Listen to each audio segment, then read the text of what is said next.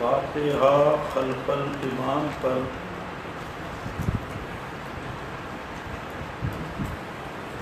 گزشتہ 2 دن کے سبق میں ہمارا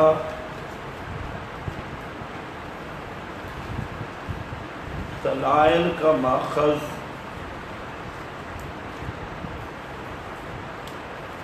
قرآن کریم، جس میں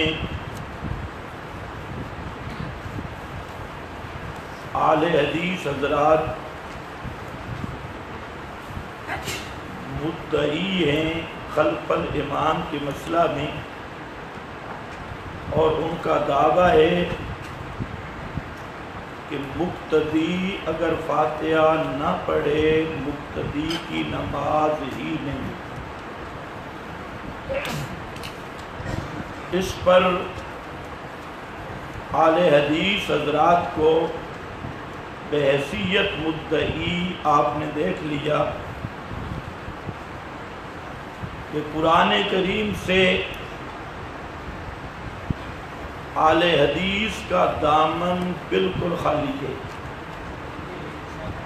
ان کے پاس قرآنی دلیل کوئی بھی نہیں اپنے اس مسئلہ پر۔ 4 آیات کی تحریف کی انہوں نے، اس کا جواب آپ کے سامنے آ چکا ہے۔ اس کے بعد پھر میں نے آپ کے سامنے ذکر کیا کہ اگر ہمیں مدعی بنائیں کوئی مسئلہ نہیں، ہم مدعی بن جائیں گے۔ پھر وہ طرز آپ کے سامنے میں نے ذکر کی، مدعی بن کر کہ قرات خواہ فاتحہ ہو یا فاتحہ کے علاوہ، قرات امام کا وظیفہ ہے، مقتدی کا وظیفہ نہیں۔ اس پر میں نے اپنے دعوے پر سورۃ الاعراف کی آیت پیش کی، اور اس آیت کی تفسیر مسلم شریف سے نبی کریم صلی اللہ علیہ وسلم کے فرمان مبارک سے پیش کی، صحیح حدیث سے، کہ اذا قرئ القرآن فاستمعوا له وانصتوا۔ یہ آیت کا مطلب یہ ہے کہ مقتدی کو امام کے پیچھے قرات کرنے کی ضرورت نہیں ہے۔ تفسیر القرآن بالحدیث، اسی طرح حضرت عبداللہ ابن مسعود رضی اللہ تعالیٰ عنہ سے، یہ صرف میں ماضی پہ تبصرہ کر رہا ہوں، حضرت عبداللہ ابن مسعود رضی اللہ تعالیٰ عنہ سے آپ کے سامنے پیش کیا کہ نبی کریم صلی اللہ علیہ وسلم کا صحابی حضرت عبداللہ ابن مسعود رضی اللہ تعالیٰ عنہ اس آیت اذا قرئ القرآن فاستمعوا له وانصتوا، اس کا یہی مطلب اور معنی مفہوم سمجھے کہ مقتدی کو امام کے پیچھے کسی قرات کرنے کی اجازت نہیں۔ اس پر میں نے مطالبہ کیا کہ اگر کسی اہل حدیث بزرگ میں جرأت ہو تو جس طرح ہم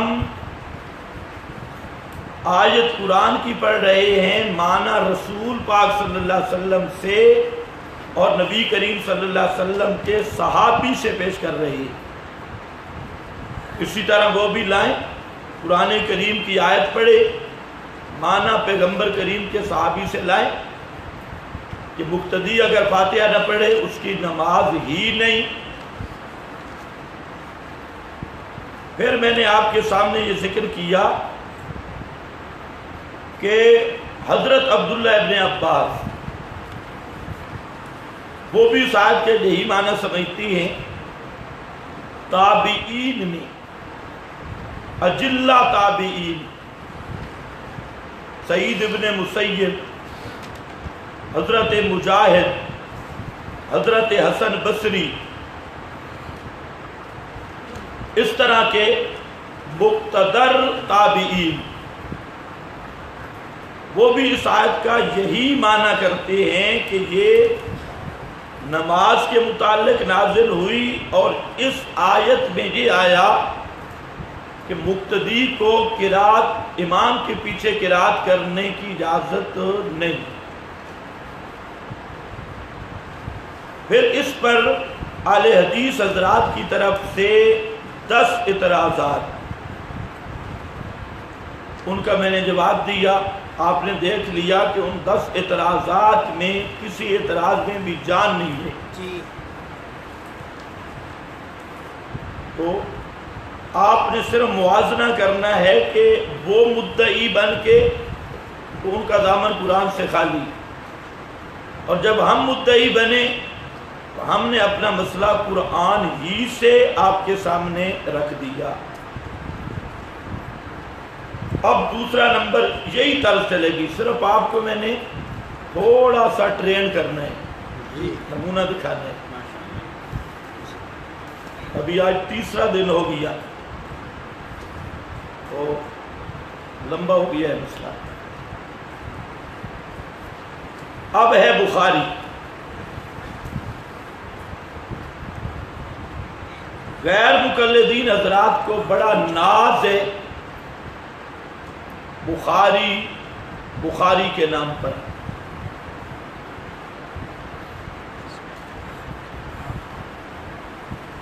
قرآن کریم کی وہ اہمیت ان کے ہاں نہیں جو بخاری شریف کی ہے۔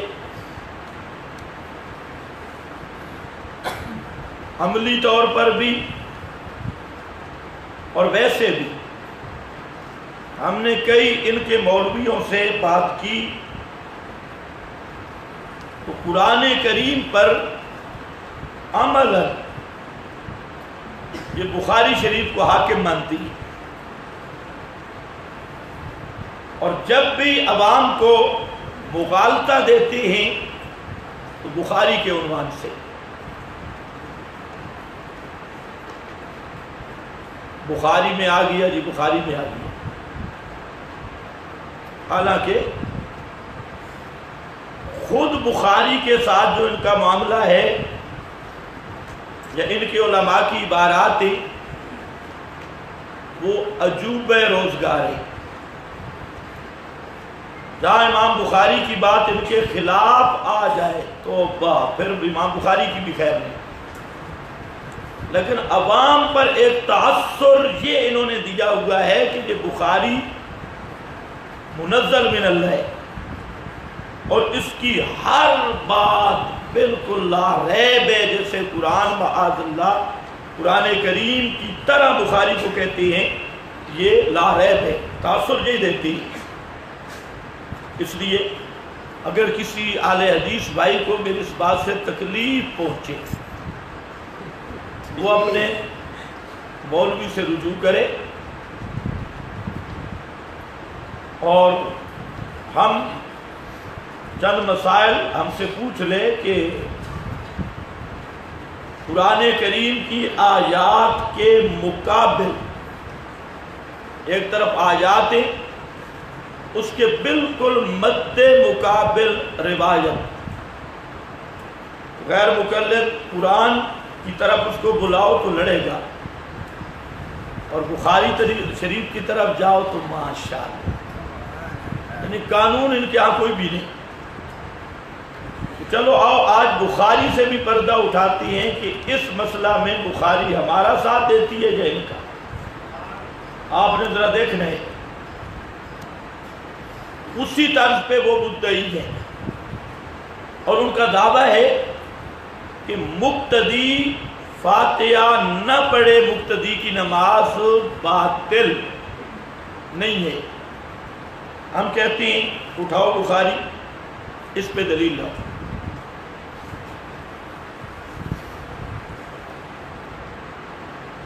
اب پوری بخاری میں ایسی ایک حدیث بھی نہیں جس کا یہ معنی ہو کہ مقتدی فاتحہ نہ پڑھے مقتدی کی نماز نہیں، یا مقتدی کی نماز باطل ہے۔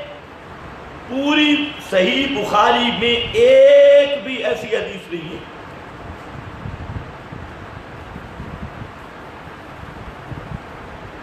ہمارا مطالبہ ہے کہ ایک حدیث لائیں بخاری شریف سے جس میں تمہارا دعوے کے مطابق ہو، مقتدی کا لفظ ہو، فاتحہ کا لفظ ہو، اور نماز کے باطل ہونے کی بات ہو۔ لیکن اللہ کے فضل سے صحیح بخاری میں ایک حدیث بھی نہیں۔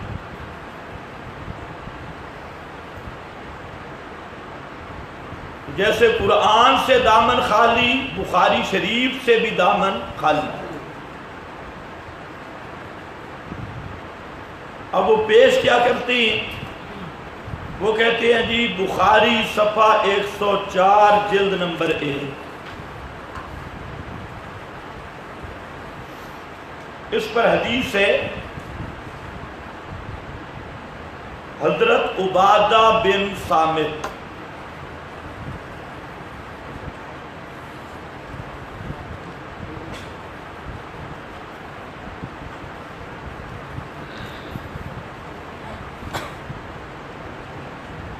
اس میں آ رہا ہے لا صلاۃ لمن لم یقرأ،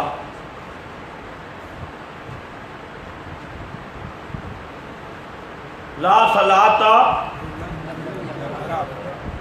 الا بفاتحۃ الکتاب۔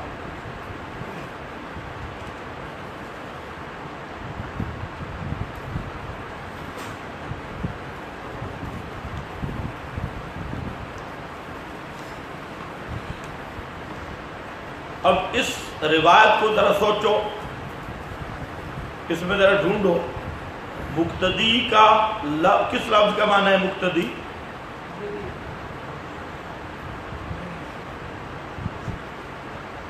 ڈھونڈ لو مطالعہ کرو۔ مقتدی کسی لفظ کا معنی ہو؟ خلف الامام نہیں ہے۔ پھر دیکھ لو، بڑے علماء بیٹھے ہو، دیکھو ذرا ڈھونڈو۔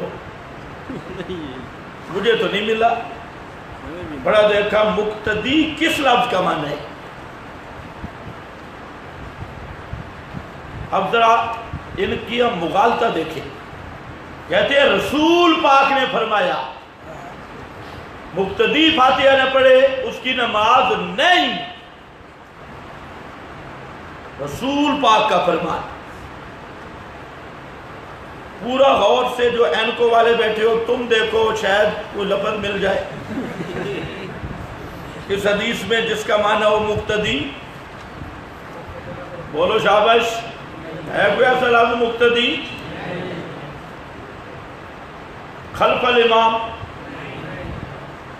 جھگڑا کس بات میں؟ مقتدی کی فاتحہ پڑھنے پہ ہے نا۔ ہمارا منفرد فاتحہ پڑھتا ہے، ہمارا امام بھی فاتحہ پڑھتا ہے۔ بات ہے مقتدی کی، جس بات میں بحث ہے وہ لفظ موجود ہی کوئی نہیں۔ اب ظلم کتنا ہے، عام عوام کو انہوں نے کتنی پٹی پڑھائی۔ بخاری میں رسول پاک کا فرمان موجود ہے۔ اور اللہ کے رسول پہ جھوٹ نہ بولو ظالموں۔ تم نے وہ حدیث نہیں پڑھی من کذب علی متعمدا فلیتبوأ مقعدہ من النار؟ یہ بھی بخاری میں ہے، اور 105 صحابی راوی ہے اس حدیث کا۔ اب بات تو کریں گے اپنی، استنباط کریں گے جی من عام ہے، یہ من عام ہے، اللہ کے رسول نے تو نہیں فرمایا۔ من عام ہے امام کو بھی شامل، مقتدی کو بھی شامل، منفرد کو بھی شامل۔ یہ تقریر اللہ کے رسول کی نہیں، یہ تقریر ہے امام اعظم امام ابو حنیفہ کی، من آمین۔ اب یہ اتنا یتیم مذہب ہے، ساری زندگی امام صاحب کو گالیاں دیں گے، لیکن جب مسئلہ آئے گا اب قانون حنفیوں والا، اور تم اپنے پاؤں پہ کھڑے ہو کے ثابت کرو نا، اور ہمارا قانون بھی سمجھا نہیں، من عام ہے، یہ ضابطہ ہے امام اعظم رحمت اللہ علیہ کا، بالکل ٹھیک، لیکن ان کا من اتنا خراب ہے کہ امام صاحب کو گالیاں دے دے کر آج جب خلف الامام میں پھنس گئے تو اب امام اعظم زندہ باد، یعنی جب تک حنفی امام کی شفقت حاصل نہ ہو تو غیر مقلد کا کوئی مسئلہ ثابت ہو سکتا ہی نہیں۔ اس لیے میں غیر مقلد علماء کرام کی خدمت پہ عرض کرتا ہوں کہ نمک حرامی چھوڑ دیں، امام صاحب پر تبرہ بازی چھوڑ دیں، ورنہ تم تو اتنے یتیم ہو کہ تمہارا اتنا بڑا مسئلہ نماز کے باطل ہونے والا بھی جب تک فقہ حنفی یا اصول حنفیہ سے سرکہ نہ کرو تو تمہارا مسئلہ ثابت ہو سکتا نہیں۔ فرق یہ ہے کہ ہم کہہ دیتے ہیں کہ یہ اہل اصول کا ضابطہ ہے، یہ کہہ دیتے ہیں قال رسول اللہ، رسول اللہ پہ جھوٹ بولتی ہے، ورنہ لائیں جہاں اللہ کے رسول نے فرمایا ہو کہ من مقتدی کو شامل ہے یا من عام ہے۔ تم تو اہل حدیث ہو، ساری دیواریں سیاہ کر دی۔ اہل حدیث کے دو اصول اطیع اللہ و اطیع الرسول، اور اب جب مسئلہ آیا تو اب آئے اصول شاشی کی طرح، نور الانوار کی طرح، توضیح طلبی کی طرح۔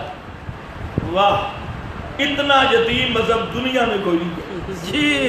اچھا، وہاں پر اب دیکھو ہمارا اور ان کا فرق بھی دیکھو۔ ہم صاحب ہم یہ نہیں کہتے کہ یہ اللہ رسول نے فرمایا، ہم کہتے ہیں اہل اصول کا ضابطہ ہے، ٹھیک؟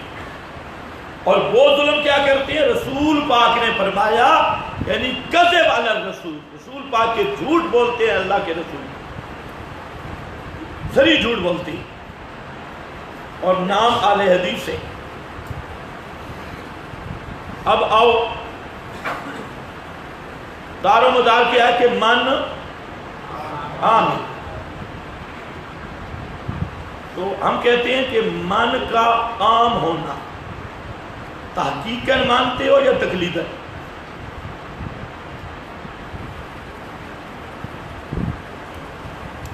اگر تحقیقاً مانتے ہو تمہارے نزدیک تحقیق یہ ہے کہ قرآن یا حدیث کا حوالہ ہو۔ اس پر تمام اہل حدیث علماء کرام کی خدمت میں گزارش ہے کہ من عام ہے، مقتدی غیر مقتدی دونوں کو شامل ہے، اس پہ قرآن پیش کریں یا نبی کریم کا فرمان پیش کریں۔ ماشاءاللہ۔ اور اگر تم کہو کہ تقلیداً لأہل الاصول، اہل اصول کی ہم تقلید کرتی ہیں، تو پھر تم بھی بن گئے مشرک، مقلد۔ خلف الامام والے مسئلہ میں کیا بن گئے؟ اہل اصول کے مقلد، کیونکہ انہوں نے اب من ثابت کر رہے ہیں، ابھی انشاءاللہ ان کا من کا وہ اشر ہوگا نا، من کو ذرا لے آئے، اب بن گئے مقلد۔ اب خلف الامام کی بات میں ہوگی، ان کے نزدیک مقلد ہوتا ہے مشرک، لہذا ثابت کرنے آیا تھا فاتحہ کے بغیر نماز نہیں، اور ثابت کر بیٹھا اپنے آپ کو مشرک۔ شاہدوا علی انفسہم انہم کانوا کافرین۔ یہ حشر ہوتا ہے جو آدمی بلا اصول چلے اور خواہ مخواہ دوسروں کو ہاتھی کے دانت دکھانے کے اور کھانے کے اور عوام کو غلط لین گائیڈ کرے اور خود پھنس جائے۔ یہ میں نے آپ کو کہا کہ ان سے بڑا علمی دنیا میں یتیم چبر دنیا میں سوا ایک فرقہ ہے، وہ ہے للڑ، ان سے بھی زیادہ یتیم۔ آپ دیکھیں گے انشاءاللہ دلائل آپ کے سامنے ہے۔ اب جناب مان نام ہے، یہ سوال باقی ہے ہمارا کہ یہ من کا عموم تحقیقاً ہے یا تقلیداً۔ تحقیقاً کا معنی بھی سمجھ چکے ان کے نزدیک تحقیق اس کو کہتے ہیں جس پر قرآن یا حدیث کا بالا موجود ہو، اور تقلید لأہل الاصول یہ متعین کروانا ہے۔ اب ہوتا کیا ہے، فوراً جاتے ہیں فتح الباری، عمدۃ القاری، ارشاد الساری، فلانی کتاب، ادھر نہیں جانے دینا۔ فتح الباری والا اور شافی مقلد ہے، عمدۃ القاری والا عینی حنفی مقلد ہے۔ اب مقلدین کی بات نہیں، بخاری پر رہو، اور اب تو بخاری سے نکالو، ابھی بخار ہوگا انشاءاللہ۔ فتح الباری پیش کرے اہل حدیث، عمدۃ القاری فلانے دیوبندی نے لکھا، فلانے چھوڑ فلانا دیوبندی، تو صاحب اپنے مذہب پر رہے یا لکھ دے کہ میں اہل حدیث نہیں، اور اقرار کر کے ہم نے امت کو دھوکہ دیا ہے اطیعوا اللہ و اطیعوا الرسول کے عنوان سے۔ مسئلہ ثابت کرنا ہو، کبھی شافیوں کے دروازے پہ سلام، کبھی حنفیوں کے دروازے پہ سلام، اب اس کو اٹینشن اہل حدیث بنا، گٹر ادھر ادھر نہیں ہلنے دیں گے۔ من نکال، من من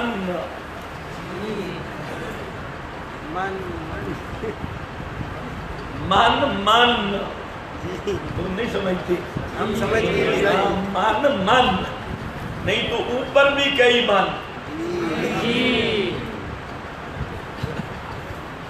اب یہ وہ گھاٹی ہے کہ کوئی اہل حدیث بیچارہ اس کو طے نہیں کر سکتا۔ چلو ہم رحم کرتے ہیں۔ آپ نے یہ دیکھ لیا، باتیں ذہن میں رہیں کہ یہاں نہ مقتدی کا کوئی لفظ نہیں ہے، خلف الامام کا بھی کوئی لفظ نہیں، تو یہ دلیل صریح ہے، تقریب تام ہے، تقریب تام دلیل دعوے کے مطابق ہے، دعویٰ نماز باطل ہے مقتدی کی، اور حدیث میں مقتدی کی بات ہی کوئی نہیں۔ اب جو اگلی گفتگو ہوگی وہ تبصرہ ہوگی۔ تکرار میں کر رہا ہوں، یہ کناروں پہ چھوٹے بچے بھی بیٹھے ہیں اور کچھ بڑے بزرگ بھی بیٹھے ہیں، بڑے بزرگ بھی کچھ بیٹھے ہیں، تاکہ سب کو یاد ہو جائے۔ دیکھو میری طرف، اب ذرا آگے چلو۔ یہ جو ضابطہ ہے من عام، یہ ضابطہ ہمارا ہے، اور واقعاتاً بالکل ٹھیک ضابطہ ہے، لیکن اہل حدیث مولویوں کو ضوابط ہم سے پڑھنے پڑیں گے۔ جہاں لکھا ہے نا من و ما، عموم کا مسئلہ، اسی نور الانوار، اسی توضیح طلبی، اسی مقام پہ ساتھ لکھا ہے یحتملان الخصوص، یحتملان الخصوص، اصل عموم کے لیے ہے، لیکن احتمال خصوص کا بھی ہے، احتمال خصوص کا بھی ہے۔ اب وہ احتمال کس سے ثابت ہوگا؟ دلیل سے۔ دوسرا، جو قرآن کا من ہے وہ قطعی ہے،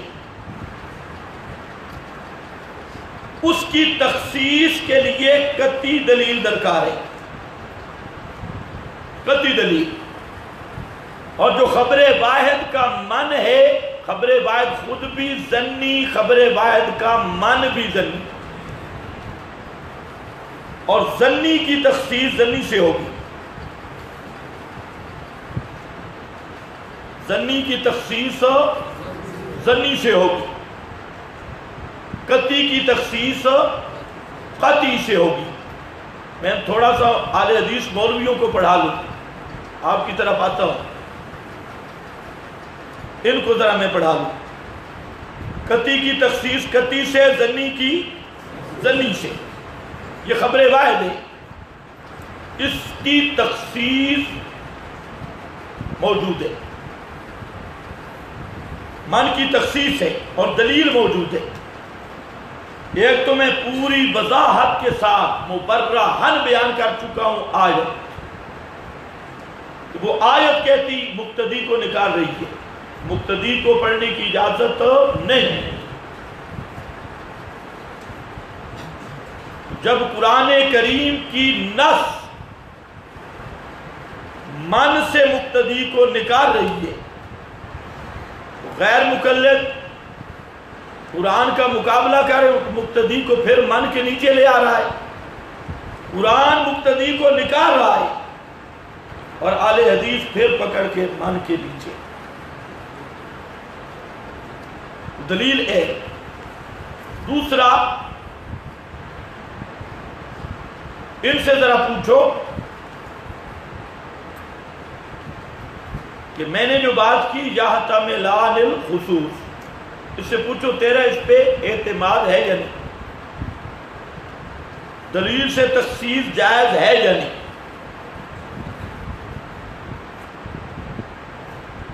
اگر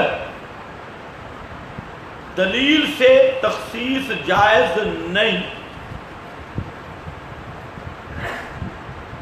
بول، پھر اہل حدیث بیچارہ پھنس گیا۔ قرآن پاک میں ہے یستغفرون لمن فی الارض، فرشتے دعا کرتے ہیں لمن فی الارض،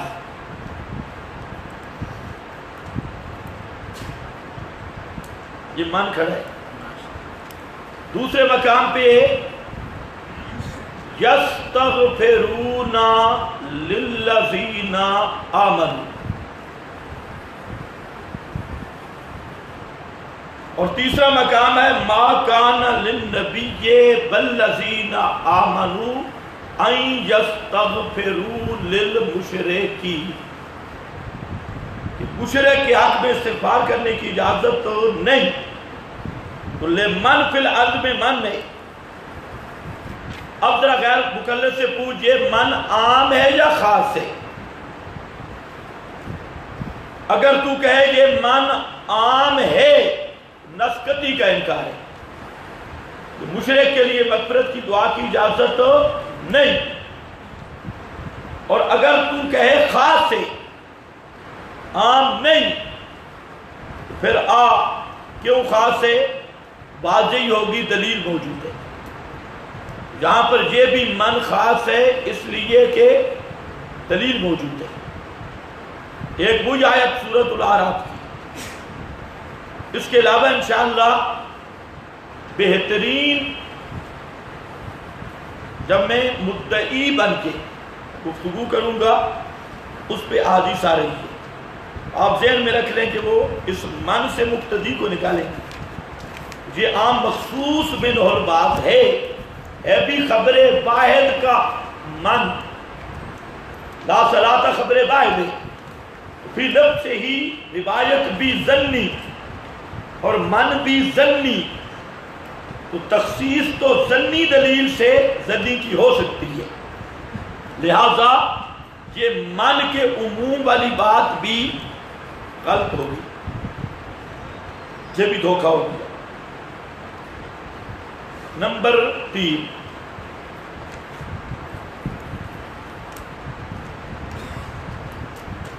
ہم کہتے ہیں اس آیت کا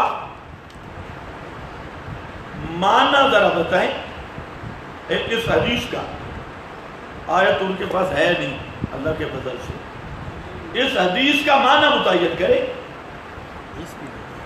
جہاں پر لفظ آ رہا ہے ذرا سنو، لا صلاۃ لمن لم یقرأ فاتحۃ الکتاب، لا صلاۃ لمن لم یقرأ بے فاتحۃ الکتاب، بے فاتحہ، بے فاتحہ. یا فاتحہ تل کتاب ہے یا بے فاتحہ تل کتاب؟ یہاں پر با آئی ہے، با. اور یہ جو کارا آجکرا خود بخود متعدی ہے. فقرؤ ما تیسر یا بے ما تیسر؟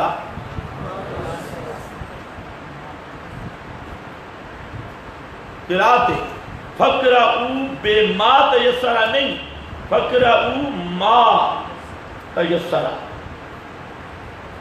ما تیسر.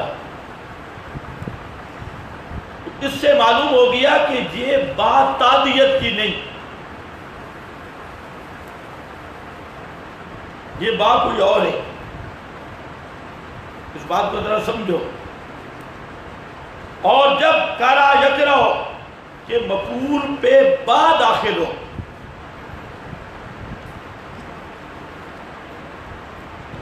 تو اس مفعول کا بعض حصہ مراد ہوتا ہے. بعض حصہ، ایک قانون اس نے پیش کیا تھا، ایک قانون میں پیش کر رہا ہوں. بعض حصہ مطلب کیا ہے کہ لا صلاۃ لمن لم یقرأ، یہ جو فاتحہ ہے مقروء کا بعض حصہ ہے، ساتھ کچھ اور بھی پڑھنا ہوگا. صرف فاتحہ نہیں، ساتھ کچھ اور بھی پڑھنا ہوگا. معنی اردو میں بھی یہی ہے کہ جو فاتحہ کے ساتھ کچھ نہ پڑھے، جو فاتحہ کے ساتھ کچھ نہ پڑھے. تو اس با بخاری میں با آئی، اور یہ با بتا رہی ہے کہ صرف فاتحہ نہیں، فاتحہ کے ساتھ بھی کچھ پڑھنا ہوگا. اور اس کی تفصیل مسلم میں موجود ہے کہ فاتحہ کے ساتھ وہ کیا ہے، مسلم شریف، اس میں وہ با کا مفہوم متعین ہے.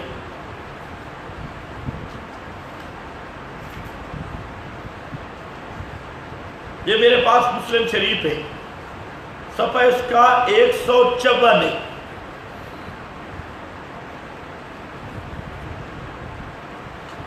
بیروتی چھاپا.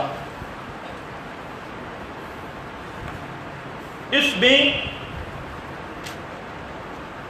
بالکل صحیح سند کی حدیث یہی روایت آئی، لا صلاۃ والی.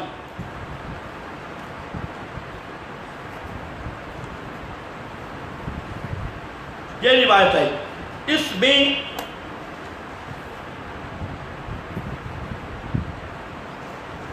لا صلاۃ لمن لم یقرأ،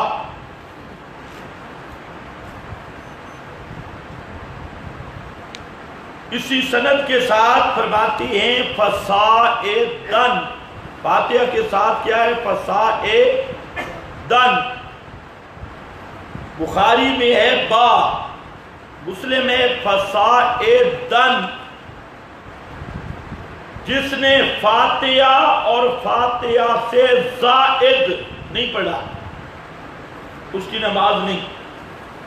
فاتحہ فصاعدن، فاتحہ سے زائد. بعض کتب میں لفظ آ رہا ہے ما زادہ. اس بات کی تفسیر کر رہا ہوں، باہر نہیں جا رہا. بخاری والی بات ما زادہ، بعض میں آ رہا ہے ما تیسرہ، بعض میں آ رہا ہے سورۃ معہا، سورۃ معہا. حاصل یہ نکلا کہ یہ جو با ہے، یہ با بتا رہی ہے کہ صرف فاتحہ نہیں، فاتحہ کے ساتھ بھی پڑھنا ہوگا.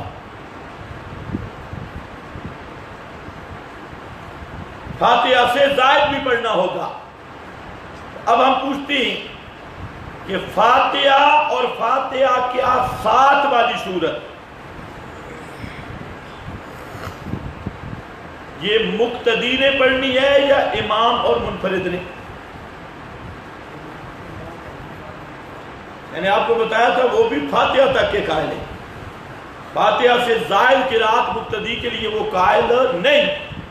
تو اس فصاعدن ما زاد ما تیسر بتا رہا ہے کہ یہ حدیث اس آدمی کے بارے میں ہے جس نے فاتحہ بھی پڑھنی ہے اور فاتحہ کے ساتھ والی صورت بھی پڑھنی ہے، اور وہ یا امام ہے یا منفرد۔ مقتدی کے متعلق ہمارے وہ دوست بھی کہتے ہیں کہ مقتدی کو آگے صورت پڑھنے کی اجازت نہیں۔ یہ پوری حدیث اگر پڑھ لی جائے مسلم کو ساتھ ملا کر تو حدیث کے الفاظ بتا رہے ہیں کہ مقتدی کو یہ شامل نہیں، کہ منفرد اکیلا نمازی ہو یا امام ہو اس کے بارے میں حکم ہے۔ تو سمجھ گئے؟ اَفَتُؤْمِنُونَ بِبَعْضِ الْكِتَابِ وَتَكْفُرُونَ بِبَعْضٍ۔ پہلے تو بنی قریظہ والوں کی عادت تھی۔ ہم پوچھتے ہیں کہ ہمارے اہل حدیث دوستوں کو یہ عادت کب پڑی ہے؟ کچھ مان لیا کچھ چھوڑ دیا، پوری حدیث لاؤ نا۔ یعنی اب اہل حدیث کا معنی یہ ہوگا جو آدھی حدیث بیان کرے وہ اہل حدیث، اور جو پوری حدیث لے آئے تو اس کو کہتے ہیں منکر حدیث۔ ہم تو پوری حدیث لے آ رہے ہیں۔ فصاعدن ما زاد ما تیسر صورتم معہا، اگر روایات میں نہیں تو بات کر، روایات میں جب موجود ہے بہذل اسناد، اسی سند کے ساتھ، تو پھر پوری لے آ۔ حاصل کیا نکلا؟ پہلے میں نے بتایا کہ جہاں من کا مسئلہ تھا، من کا ہم نے من کیا، اب مسئلہ آ گیا حدیث کا کہ اگر پوری حدیث پڑھو نا دیانتداری سے، ڈنڈی نہ مارو، دھاندلی نہ کرو، دہشت گردی نہ کرو، صاف کر کے پڑھو، تو حدیث پوری بتا رہی ہے کہ مقتدی کا یہ حکم ہی نہیں ہے، یہ منفرد اور امام کا حکم ہے۔ اچھا اس پر میں اپنی تائیدیں بھی پیش کر سکتا ہوں۔ تائیدات، اسی حدیث کا راوی سفیان ابن عیینہ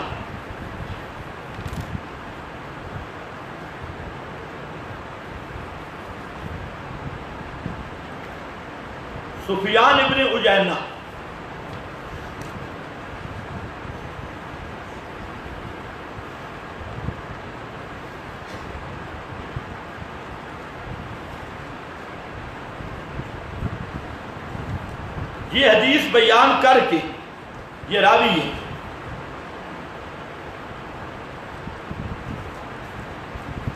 یہ ابو داؤد ہے، رقم الحدیث 822۔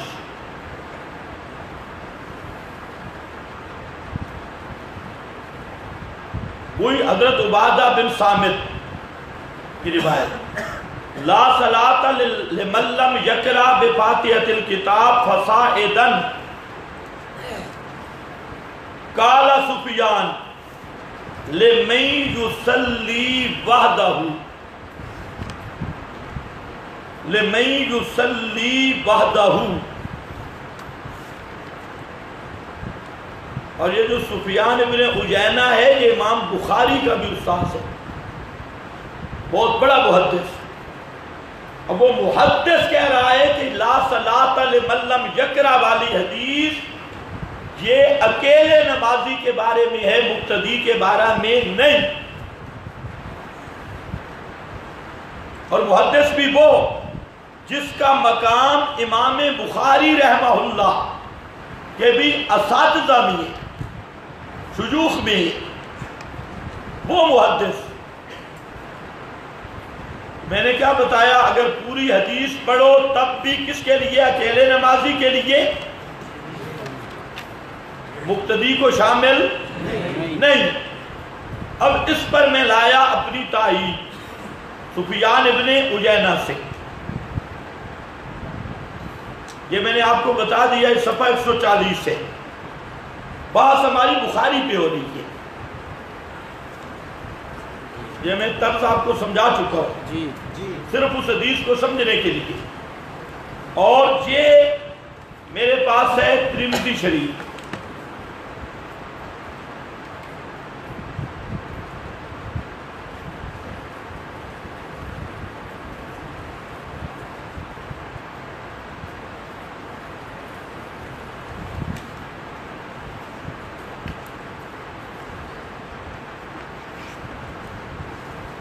سبحان اللہ، زبردست مسئلہ ہے.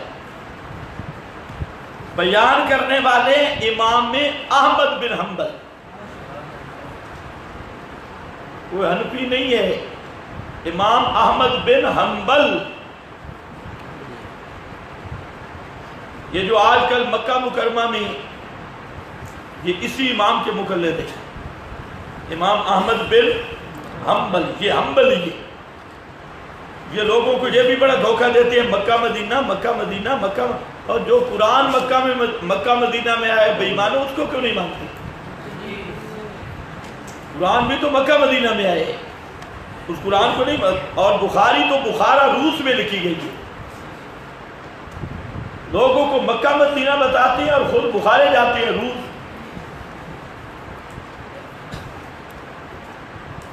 کہتے ہیں مکی مدنی، اور تم کدھر مکی مدنی ہو؟ تم روسی ہو، روسی.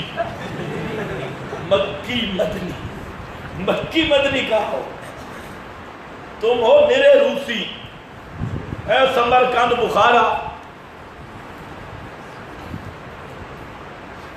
ہاں بھی امام احمد بن حنبل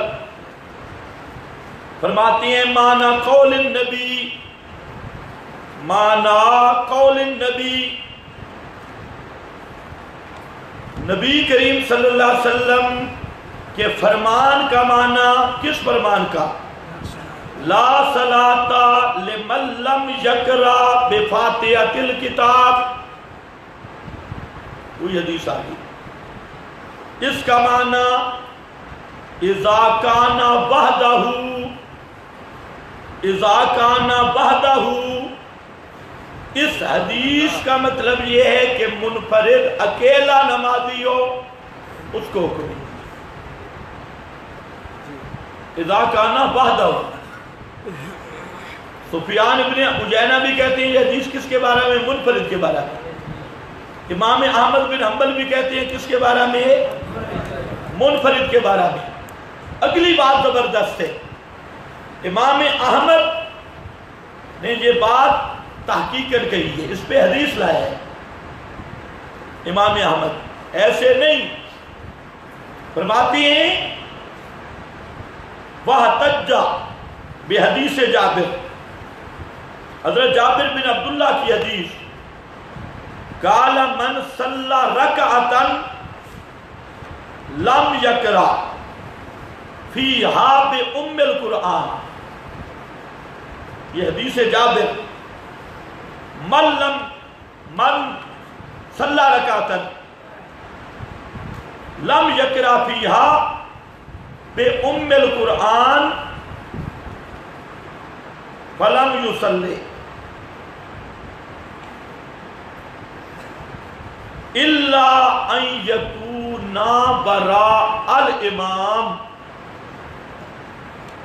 الا ان یکون وراء الامام. لیجیے نیا مسئلہ آ گیا. حضرت جابر کی حدیث پیش کر رہے ہیں امام احمد، اور فرماتی ہے کہ وہاں لا صلاۃ لمن صلی رکعتا لم یقرأ فیہا بأم القرآن، جو نماز پڑھے اور اس میں فاتحہ نہ پڑھے اس کی نماز نہیں. ایک رکعت پڑھے، نماز پڑھے، فاتحہ نہ پڑھے، اس کی نماز نہیں. ہاں الا ان یکون وراء الامام، اگر مقتدی ہے تو اس پر فاتحہ پڑھنا کوئی ضروری نہیں. الا ان یکون وراء امام، یہ ہے حضرت جابر بن عبداللہ کی حدیث۔ آگے امام احمد کے اگلے لفظ جو ہیں وہ انشاءاللہ دل ٹھنڈا ہوگا۔ فرماتے ہیں قال احمد فہذا رجل من اصحاب النبی، قال احمد فہذا رجل من اصحاب النبی۔ امام احمد کہتے ہیں یہ جابر بن عبداللہ یہ نبی کا صحابی ہے۔ تأول قول النبی لا صلاة لمن لم یقرأ بفاتحة الکتاب ان ھذا اذا کان وحدہ۔ تیسرا آدمی آ رہا ہے، امام احمد کہتے ہیں یہ جابر بن عبداللہ نبی کا صحابی ہے، اور لا صلاة لمن لم یقرأ بفاتحة الکتاب کا تأول قول النبی، یہ نبی کریم علیہ السلام کی اس حدیث کا معنی یہ بتاتا ہے نبی کا صحابی حضرت جابر کہ ان ھذا اذا کان وحدہ، یہ حکم اس کے لیے ہے جب اکیلا نمازی ہو، مقتدی کو یہ حکم شامل نہیں۔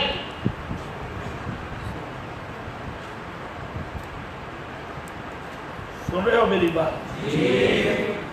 سفیان ابن عیینہ بھی کہتے ہیں کہ یہ روایت کس کے لیے؟ مقتدی کو شامل لا صلاۃ لمن لم یقرأ، مقتدی کو شامل نہیں۔ امام احمد بھی کہتی ہیں کہ لا صلاۃ لمن لم یقرأ مقتدی کو شامل نہیں۔ اور حضرت جابر بن عبداللہ نبی کا صحابی حدیث پڑھ کے الا ان یکون براء الامام پڑھ کے نبی کریم علیہ السلام کی اس حدیث کا معنی بیان کرتا ہے کہ لا صلاۃ لمن لم یقرأ بفاتحۃ الکتاب، یہ مقتدی کو شامل نہیں۔ ان ھذا اذا کان وحدہ، یہ اس نمازی کے بارے میں ہے جو اکیلا نماز پڑھ رہا ہو۔ آپ ذرا دلائل کا حسن بھی دیکھیں۔ ہم نے آیت پہ پڑھی تھی سورۃ الاعراف کی، معنی رسول پاک سے کیا تھا، صحابہ سے معنی کیا تھا، ابن مسعود ابن عباس سے، کہ مقتدی کو پڑھنے کی اجازت نہیں۔ اب ان کی جو مرکزی دلیل ہے لا صلاۃ لمن لم یقرأ بفاتحۃ الکتاب، اس کا معنی بھی ہم پیغمبر کے صحابی سے پیش کر رہے ہیں، جابر بن عبداللہ۔ حضرت جابر کہتے ہیں کہ یہ روایت منفرد کے لیے ہے یا امام مقتدی کو شامل نہیں ہے۔ اور پھر حضرت جابر بھی اپنا اجتہاد نہیں پیش کر رہے ہیں، نبی کا صحابی حدیث پیش کر رہا ہے الا ان یکون براء الامام، اور اس پر دو گواہ چوٹی کے محدث، امام احمد بن حنبل جیسا محدث، کہ امام بخاری کی عظمت اپنے مقام پہ، لیکن لاکھ بخاری اکٹھا ہو امام احمد کے درجے کو نہیں پہنچ سکتا۔ یہ ان کے اساتذہ کے بھی استاد اور صاحب مذہب مجتہد، اور جتنا فیض اللہ نے ان کا جاری کیا وہ امام احمد بن حنبل، اور جس کی وجہ سے امام بخاری کو عظمت ملی وہ سفیان بن عیینہ، اتنے بڑے محدث، حدیث کا مزاج نباز محدثین، وہ یہ کہہ رہے ہیں کہ یہ روایت لا صلاۃ بخاری والی جو لوگوں کو اہل حدیث دھوکہ دیتی ہیں، مقتدی مقتدی مقتدی مقتدی مقتدی، اس پہ ڈانس کرتے ہیں، یہ حضرات فرماتے ہیں کہ یہ مقتدی کو شامل نہیں۔ سبحان اللہ، سمجھ گیا میری بات؟ یہ وہ بخاری ہے، بس بخاری کا یہی ایک روایت ہے ان کے پاس۔ بہت شور سنتے تھے پہلو میں دل کا، جو چیرا تو ایک قطرہ خون نہ نکلا۔ ماشاءاللہ، بہت شور سنتے تھے بخاری بخاری بخاری بخاری، یہ حال ہے جناب بخاری کی روایت کا۔ تو آپ سمجھ گئے ہوں گے کہ بخاری پہ بھی جھوٹ بولتے ہیں، بخاری کے نام پر جھوٹ۔ شعر اب دوبارہ نہیں ہو سکتا۔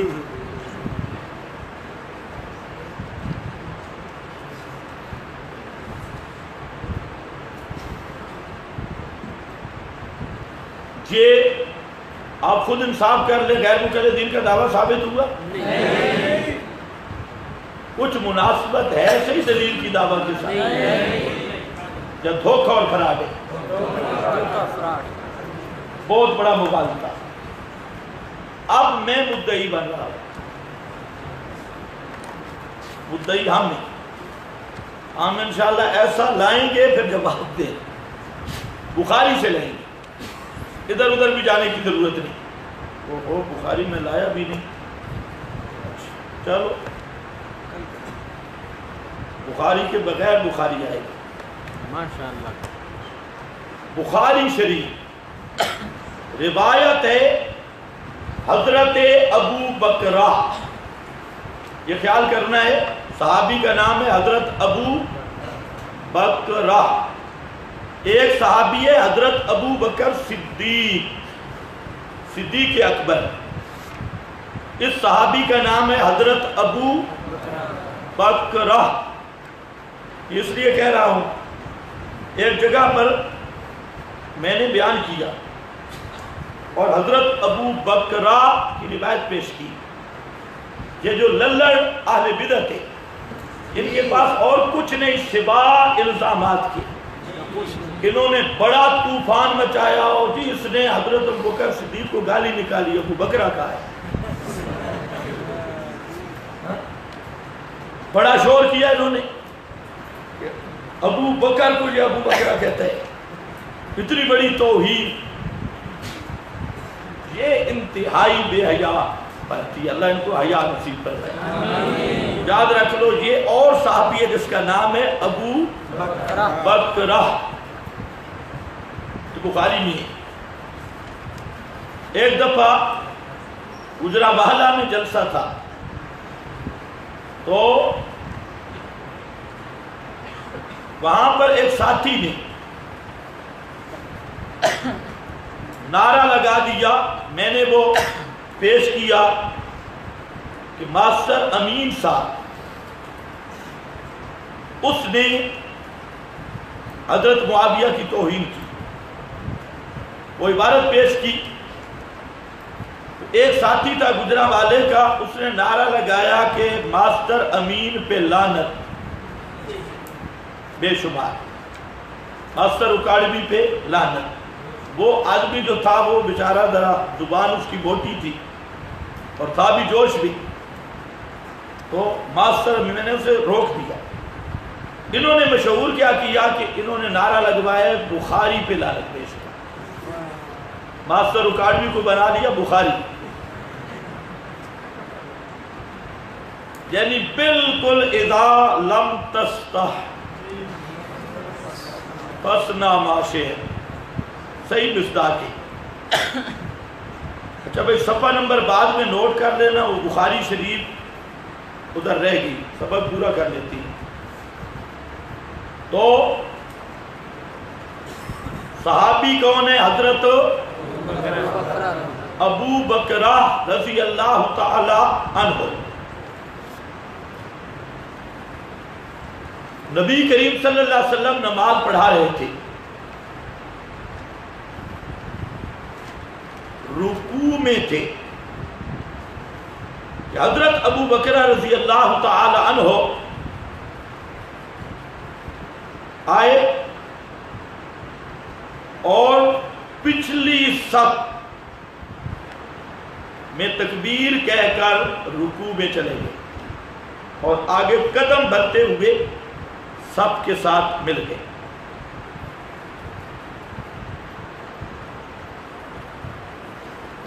آپ امام تھے، ابو بکرہ مقتدی تھا،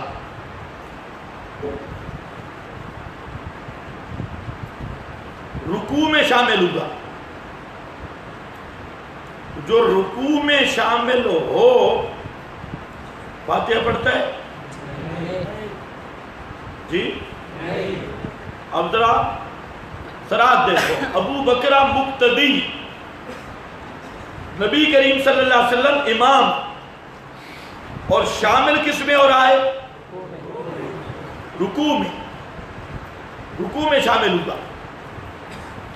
نبی کریم صلی اللہ علیہ وسلم کو جب پتہ چلا، آپ نے فرمایا زادک اللہ حرصا، اللہ تیرے ذوق کو بڑھائے، حرص علی الصلاۃ کو بڑھائے۔ لا تعد، باب فعل سے، لا تعد ابن حجر نے فتح الباری میں اور شارحین نے باب فعل سے پڑھا، اور معنی یہ ہے کہ تیری نماز ہو گئی، اب لوٹانے کی ضرورت نہیں۔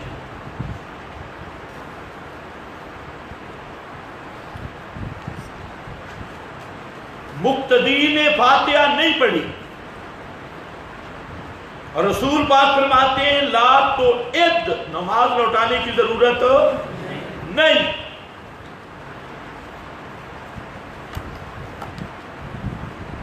بغیر فاتحہ کے مقتدی کی نماز ہوئی یا نہ ہوئی؟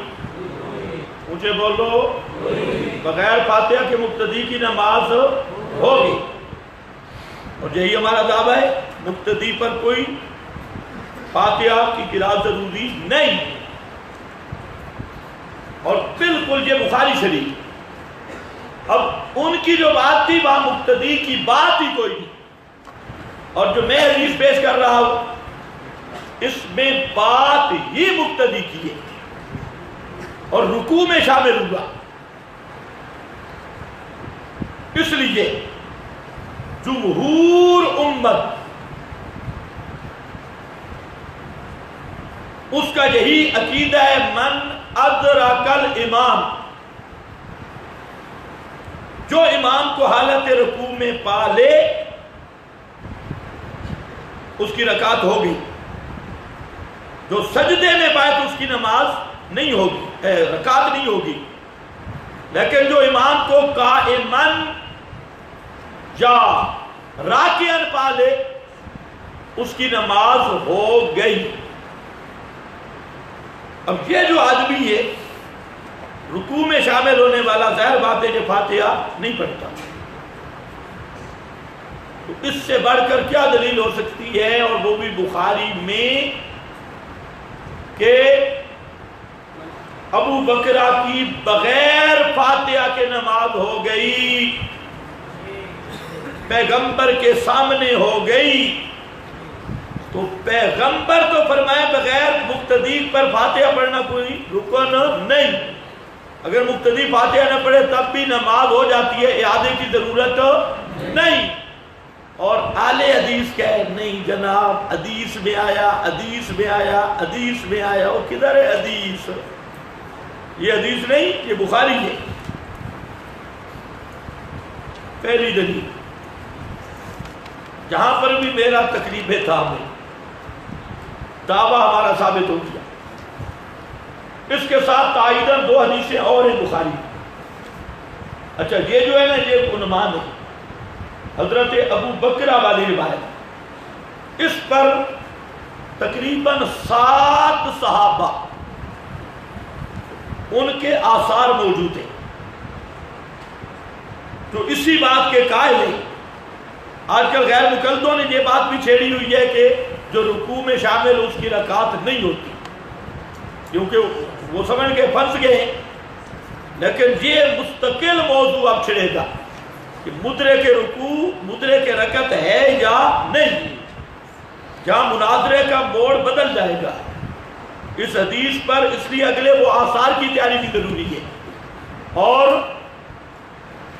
صحیح حدیث بھی موجود ہے، نبی کریم صلی اللہ علیہ وسلم سے بالکل صحیح روایت وہ بھی موجود ہے، مصنف عبد الرزاق بھی وہاں موجود ہے، اور راوی اس کے وہ ہیں جن کو وہ ثقہ مانتی، ان راویوں سے خود رسول اللہ صلی اللہ علیہ وسلم کا فرمان ہے کہ جو آدمی رکوع میں امام کو پا لے اس کی نماز رکعت شمار ہو جائے گی۔ اس پر 6 کے قریب صحابہ کے آثار ہیں جو یہ کہتے ہیں کہ جو امام کو سجدے میں پائے رکعت شمار نہیں ہوگی، جو رکوع میں پائے اس کی رکعت شمار ہو جائے گی۔ ایک مستقل عنوان بن گیا۔ تو وہ 6 آثار مصنف کی روایت وہ بھی ہم یہاں پیش کریں گے اسی حضرت ابو بکرہ والی روایت کی تائید میں، دلیل بخاری ہے وہ ہم لا رہے ہیں کہ بطور تائید کے، وہ حدیث بھی اور 6 آثار کی، سنن کبریٰ میں بھی کچھ ہے۔ خیر، دوسرا بخاری بھی ہے، اذا کبر الامام فکبروا، آپ نے وظیفہ بیان کیا امام اور مقتدیوں کا، جب امام تکبیر کہے تم تکبیر کہو،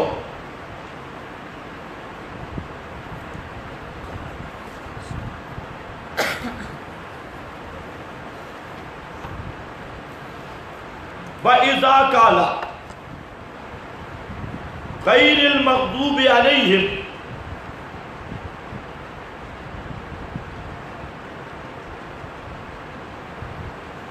وَلَا الضَّالِّينَ فَقُولُوا آمِينَ۔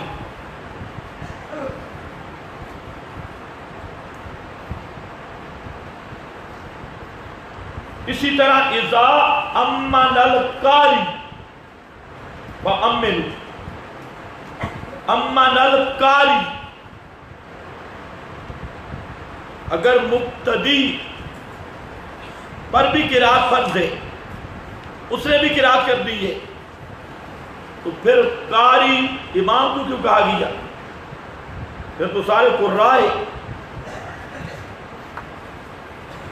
تو بات سمجھو، اگر مقتدیوں پر بھی قرات فرض ہے تو قاری واحد کا صیغہ کیوں لایا گیا؟ اذا امن القاری فامنوا، جب قاری معلوم ہوتا ہے کہ قاری قرات والا جماعت میں ایک ہوگا اور وہ امام ہے۔ اگر مقتدیوں پہ بھی قرات فرض ہوتی تو اللہ کے رسول صلی اللہ علیہ وسلم یہ تقسیم نہ کرتے کہ قاری جب آمین کہے یا قاری جب غیر المغضوب علیہم ولا الضالین کہے فقولوا آمین، مقتدیوں تم نے آمین کہنی ہے۔ قاری واحد کا صیغہ اس بات پر شاہد ہے کہ پوری جماعت میں قاری ایک ہوگا، باقی وہ آمین کہنے والے ہوں گے، اور وہ قاری کون ہے؟ امام۔ بخاری کی کتنی حدیثیں آ گئی؟ 3۔ کتنی آ گئی؟ 3۔ پہلی صراحتاً اور دوسری 2، اس سے بھی ہمارا استدلال تام ہے۔ یہ 3 احادیث بخاری کی بتا رہی ہے کہ مقتدی پر قرات کرنی فرض نہیں ہے، اس کے ذمہ نہیں۔ بس بخاری پر مناظرہ اتنا۔ وہ مدعی، ان کا آپ نے حال دیکھا، ہم مدعی، آپ نے اپنی بات بھی دیکھی۔ اب تیسرے نمبر پر مناظرہ ہوگا مسلم پر۔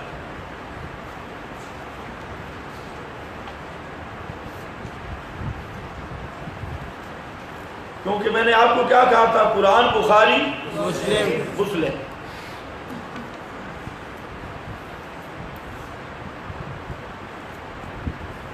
مسلم شریف میں ایک حدیث بیچارے اسی طرح اسی طرز پہ ان کو مدعی بنا رہا ہو، کیونکہ وہ حقیقتاً مدعی ہے۔ اب ہم کہتے ہیں مسلم اٹھاؤ،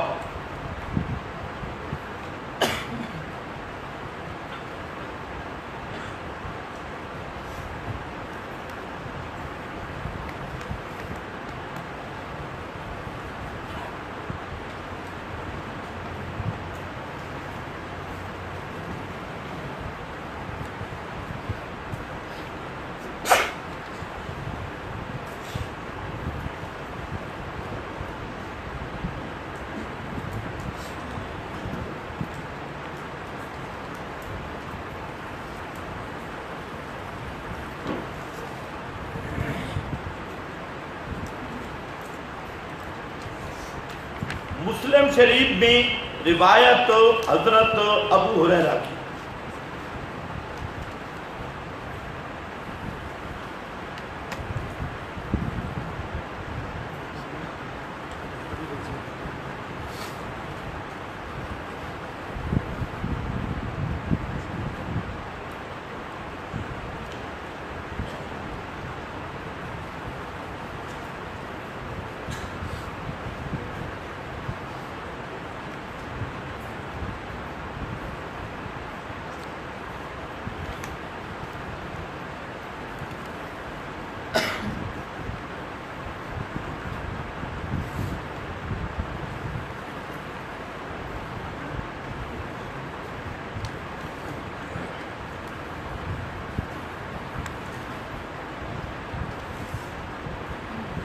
اس میں آ رہا ہے کہ نبی کریم صلی اللہ علیہ وسلم نے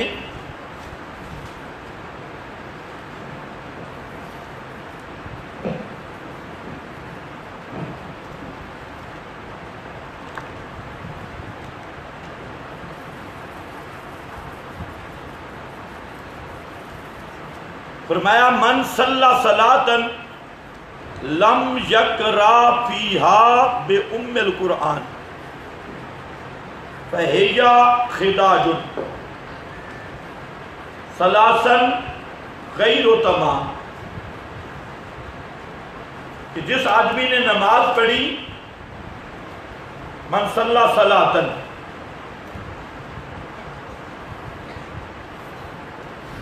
لم یقرأ فیہا بأم القرآن،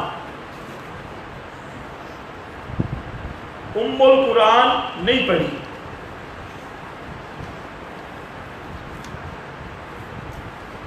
فہی خداج غیر و تمام، یہ غیر و تمام جو ہے یہ لفظ تفسیر ہے خداج کی، کہ وہ نماز پوری نہیں، بس اس پر ذرا جہاں تک نشانی لگو۔ آگے جو پیش کرتی ہیں فقیل لأبی ہریرہ انا نکون براء الامام، حضرت ابو ہریرہ سے شاگرد نے پوچھا کہ انا نکون براء الامام، ہم امام کے پیچھے ہوتی ہیں، فقالا اقرأ بہا فی نفسک،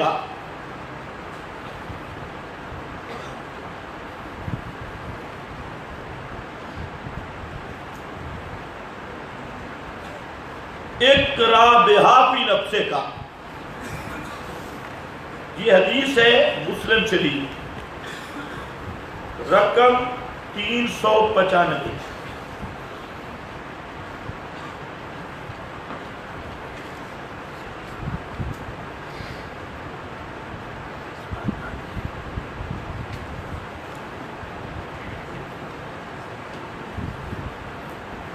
ہاں بھائی 395، اقرأ بہا فی نفسک۔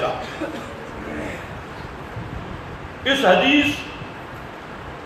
حدیث کہاں تک ہے یہ ذرا سوچ لیجیے، غیر و تمام تک حدیث ہے، غیر و تمام۔ آگے جو ہے اقرأ بہا فی نفسک، یہ حدیث نہیں ہے، یہ اثر ہے۔ کیا ہے؟ اثر۔ یہ بات ذرا سمجھو، حدیث غیر و تمام پہ ختم ہوگی، اب غیر و تمام تک ذرا غور کرو۔ جو حدیث مرفوع ہے رسول اللہ صلی اللہ علیہ وسلم کا فرمان، اس کو ذرا غور سے دیکھو، اس میں کوئی لفظ ہے جس کا ترجمہ مبتدی ہو؟ دیکھ لو، مزید دیکھو، اچھی طرح مطالعہ کرو، اینکو والے زیادہ کریں مطالعہ، بڑے اکابر بیٹھے، آپ بھی ذرا کریں۔ من صلی صلاۃً لم یقرأ فیہا بأم القرآن، یہ روایت اسی طرح نہیں جیسے بخاری کی پڑھی تھی، لا صلاۃ لمن لم یقرأ، توجہ ہے نا، لا صلاۃ لمن لم، اور آپ نے پڑھا وہ کس کے لیے تھی؟ مقتدی کو شامل تھی؟ نہیں، یہ بھی منفرد کے لیے مقتدی کو شامل نہیں، اور اس کے کسی لفظ میں موجود نہیں جس کا ترجمہ مقتدی کرے، اور جھگڑا کس میں؟ مقتدی میں۔ ایک دوسرا، یہ جو غیر و تمام ہے، اس نے منفرد کے حق میں بھی سورہ فاتحہ کا مقام ذرا کم کر دیا. بخاری سے تو معلوم ہو رہا تھا کہ منفرد پر شاید سورۃ فاتحہ فرض ہے، لیکن یہ جو خداج کی تفسیر آ گئی کس کے ساتھ؟ غیرو تمام کے ساتھ. اس حدیث سے تو معلوم ہوتا ہے کہ منفرد پر بھی سورہ فاتحہ واجب نہیں ہے، فرض نہیں ہے. پتہ نہیں آپ سمجھے ہو کہ نہیں؟ مقتدی کی تو بات ہی کوئی نہیں. اور اس روایت پر دیانتداری سے دیکھا جائے تو یہ تو یہ بتا رہی ہے کہ منفرد پر بھی فرض نہیں ہے، کیونکہ لفظ غیر و تمام. خداج کا معنی خود رسول پاک نے فرما دیا کہ کامل نماز نہیں. یہ تو کہیں حنفیوں کا اور مسئلہ نہیں ثابت ہو گیا. وہ جو مسئلہ چلتا ہے رکنیت فاتحہ کا منفرد یا امام کے حق میں، ان حدیثوں کو کہو ذرا غور کرو، کہیں پھر حنفیوں کا داغ تو نہیں لگ گیا. وہ تو کہتے ہیں نا منفرد اور امام پر سورہ فاتحہ پڑھنی کیا ہے؟ فرض ہے. ہم کہتے ہیں منفرد امام کے حق میں بھی واجب ہے، فرض مطلق قرات ہے. فَقْرَأُوا مَا تَيَسَّرَ مِنَ الْقُرْآنِ، مطلق قرات فرض اور سورہ فاتحہ واجب جو آپ پڑھتے رہتی. تو ان کے نزدیک واجب فرض اور فرض میں فرق نہیں، اس لیے میں نے وہاں واجب کا لفظ بول دیا. یعنی یہ روایت تو بتاتی ہے کہ منفرد کی نماز بھی ہو جاتی ہے بغیر فاتحہ کے، لیکن کامل نہیں ہوتی. غیر و تمام یہاں تو معاملہ اور پھنس گیا. جٹ زمیندار کہتے ہیں کہ کوئی بیچاری پگلی تھی، پگلی پاگل مجنونہ، وہ گئی تھی نمازیں بخشوانے کے لیے کسی پیر کے پاس. اس کے پیر نے روزوں کی اطلاع دے کر روزے بھی اس کے گلے میں ڈال دی. یہاں تو لینے کے دینے پڑ جائیں گے، کیونکہ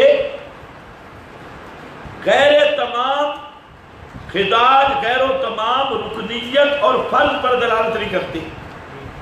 آپ ذرا دیکھیں بخاری صفحہ 100 جلد ہے، اس میں آ رہا ہے اقامت الصف من تمام الصلاۃ، صف کا سیدھا کرنا یہ من تمام الصلاۃ.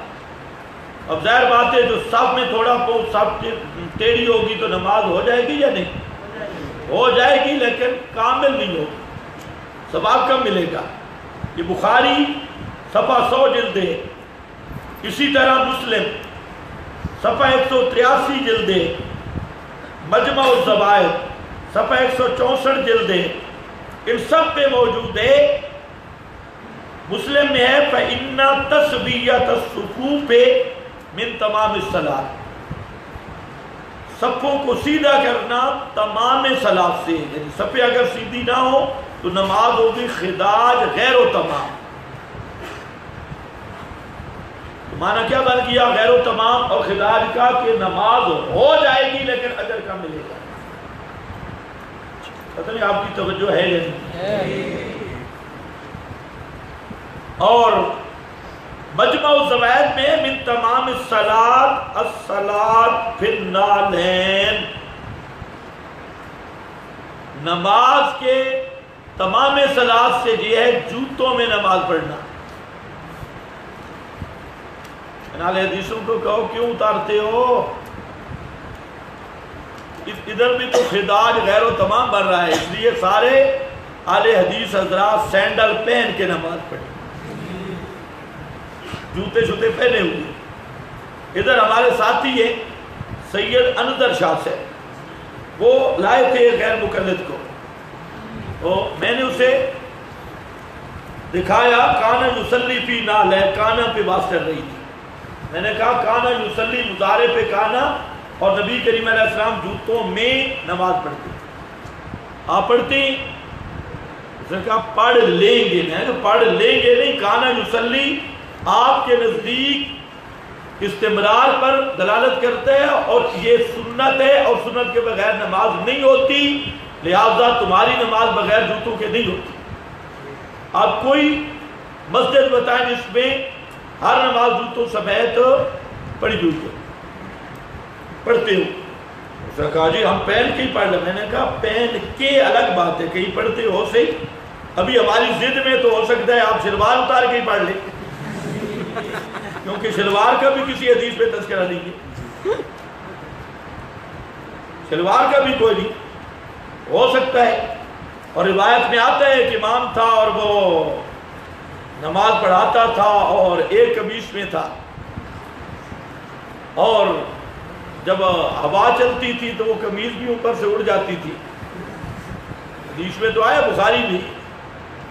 عورتوں نے کہا بھئی اپنے امام پاک کی است مبارک پہ وہ کپڑا شپڑا ہونا چاہیے، تو اب غیر مقلدین کو تو اس پہ عمل کرنا چاہیے، غیر مقلد آئے مسجد میں اس کی شلوار اتار دو، اور اگلی صف والا اگر ہوا چلے تو ٹھیک نہیں تھا، اگلی صف والا مقتدی اس کی قمیض بھی الٹ دے تاکہ صحیح عمل ہو، تو بخاری بھی۔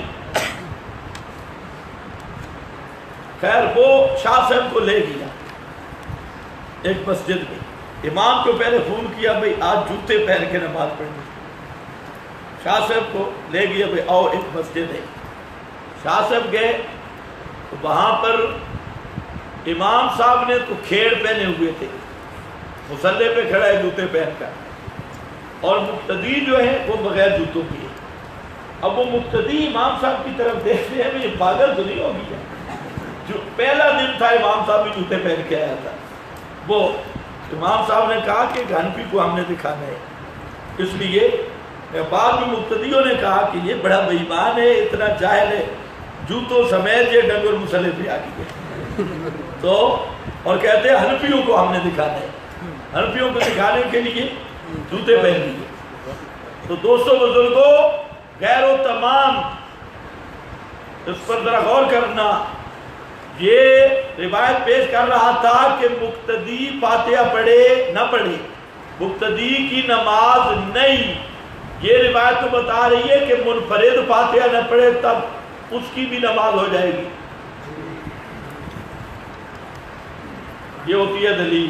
یہ مسلم شریف کی بڑی دلیل ہے مجتہد کی، جو پہلے دعویٰ کیا پورا مذہب کا بیڑا غرق کر گیا۔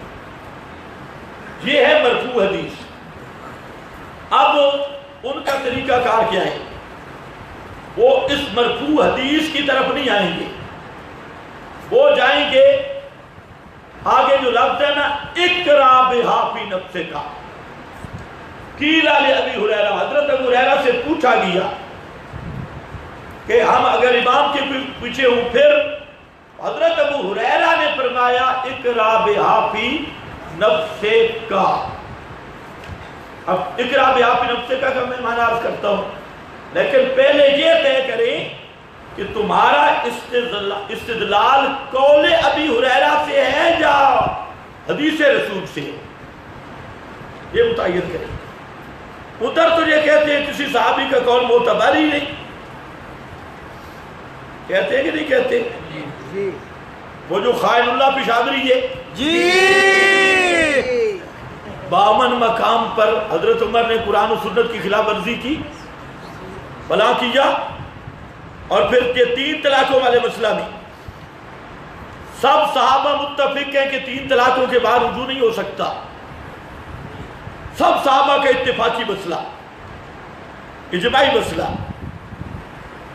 اب یہ 3 طلاقوں کے بعد رجوع کروا کے ساری زندگی لوگوں سے زنا کرواتے نہیں، اب وہاں کدھر گیا حضرت فاروق اعظم کا فیصلہ؟ تو جھگڑے یہ تو کہتے ہیں ہم اقوال صحابہ، آثار صحابہ، موقوف، مرسل، یہ روایت حجت ہی نہیں۔ میں آکے قربان جاؤں حنفیوں کی صداقت پہ کہ وہ ٹبر جو ساری زندگی کہتا ہے کہ اثر صحابی حجت نہیں، موقوف حدیث حجت نہیں، آج فاتحہ میں اس طرح کڑکی میں پھنس گئے کہ اپنے استدلال میں مستقل طور پہ حضرت ابو ہریرہ کا فتویٰ پیش کر رہے ہیں اور قول رسول چھوڑ کر اب حضرت ابو ہریرہ کی تقلید ہو رہی ہے. حضرت ابو ہریرہ کا قول آ رہا ہے، حالانکہ اہل حدیث قاطبتاً اس بات کے کہنے کسی صحابی کے فتوے کا کوئی اعتبار نہیں ہے. چلو الحمدللہ فاتحہ خلف الامام والی ضربیں اتنی تو ہیں کہ اب صحابہ کے در پہ آنا پڑ گیا اور حضرت ابو ہریرہ کو سلام کرنا پڑ گیا. اس لیے غیر مقلد مولوی اقراب حافی نفسے کا اور اس کو کہو یہ مرفوع حدیث تو غیر و تمام پہ ختم ہو گئی. نیچے قیل ابی ہریرہ یہ مرفوع حدیث نہیں، یہ فتویٰ ہے حضرت ابو ہریرہ کا اور حضرت ابو ہریرہ ہے امتی.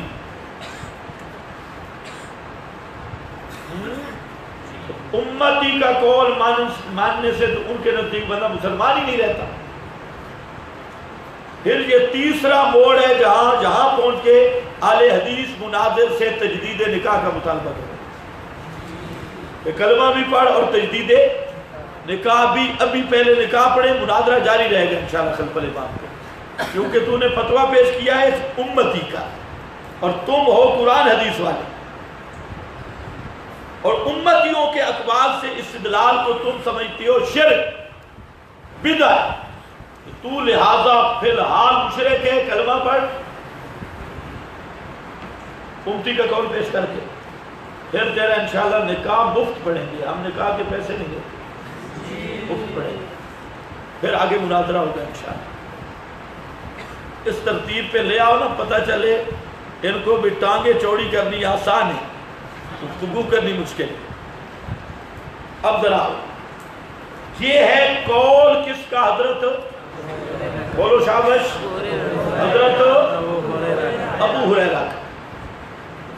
یہ آثار کا مسئلہ ہے. حدیث میں کوئی لفظ نہیں کہ مقتدی فاتحہ نہ پڑھے تو مقتدی کی نماز نہیں. جس طرح قرآن سے ان کا دامن خالی، بخاری شریف سے ان کا دامن خالی، اب آپ دیکھ رہے ہیں کہ مسلم شریف سے بھی ان کا دامن بالکل خالی. مسلم میں جا کر وہ قول، ابھی میں اس پر بات کرتا ہوں، وہ جو قول پیش کیا وہ بھی غیر مفید، وہ بھی ان کے خلاف، حضرت ابو ہریرہ کا قول ان کے خلاف. اچھا اب آؤ حضرت ابو ہریرہ کے اس قول پر تبصرہ.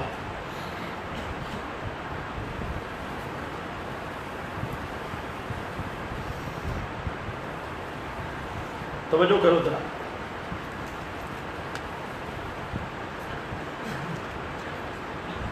شاگرد نے کیا سوال،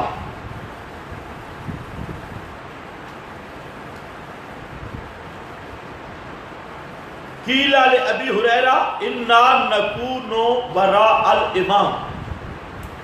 یہ شاگرد کا سوال ہے.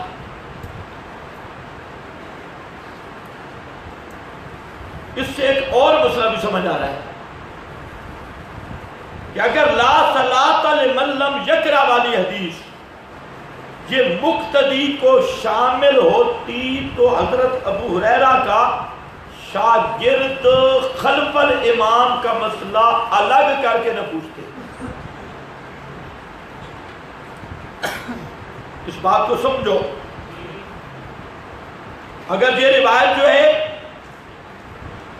من صلی صلاۃ لم یقرأ فیہا بأم القرآن یہ مقتدی کو شامل ہوتی تو قیلہ کا قائل یعنی حضرت ابو ہریرہ کا شاگرد وہ خلف الامام کا حکم جدا کر کے نہ پوچھتا.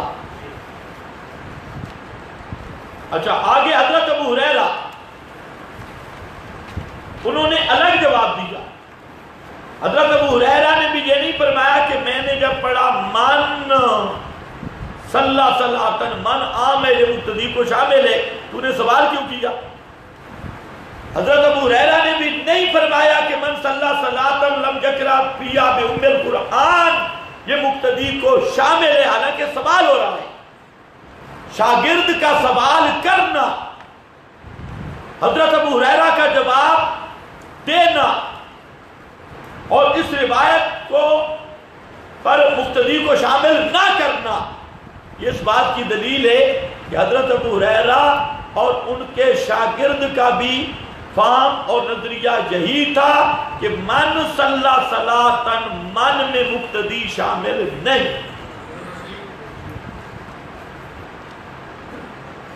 اور ایک بات نکلا اس حدیث سے،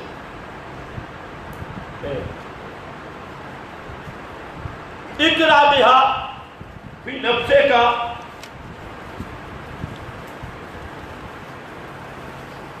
میں حیران ہوں اہل حدیث کے دماغ مبارک پر۔ بھئی اس جملے سے تمہیں کیا پیدا ہوگا؟ اقرا بہا فی نفس کس کو کہتے ہیں؟ قرات فی نفس کیا ہے؟ دل۔ اقرا بہا فی دل میں، دل میں پڑھ، ہم اس کے منکر ہیں۔ بات تو ہے لا تحرک بہ لسانک عن ذکر القرآن، میں نے کہا زبان کو حرکت نہ دے، جو قرات فی النفس سے، یہ آپ ذرا مطالعہ کبھی کیا ہے؟ کبھی کر لو، زبان کو ہلاؤ نہیں، اوپر دیکھو، یہ قرات فی النفس ہے۔ کبھی اخبار پڑھی ہو، اخبار اسی طرح پڑھتے ہو،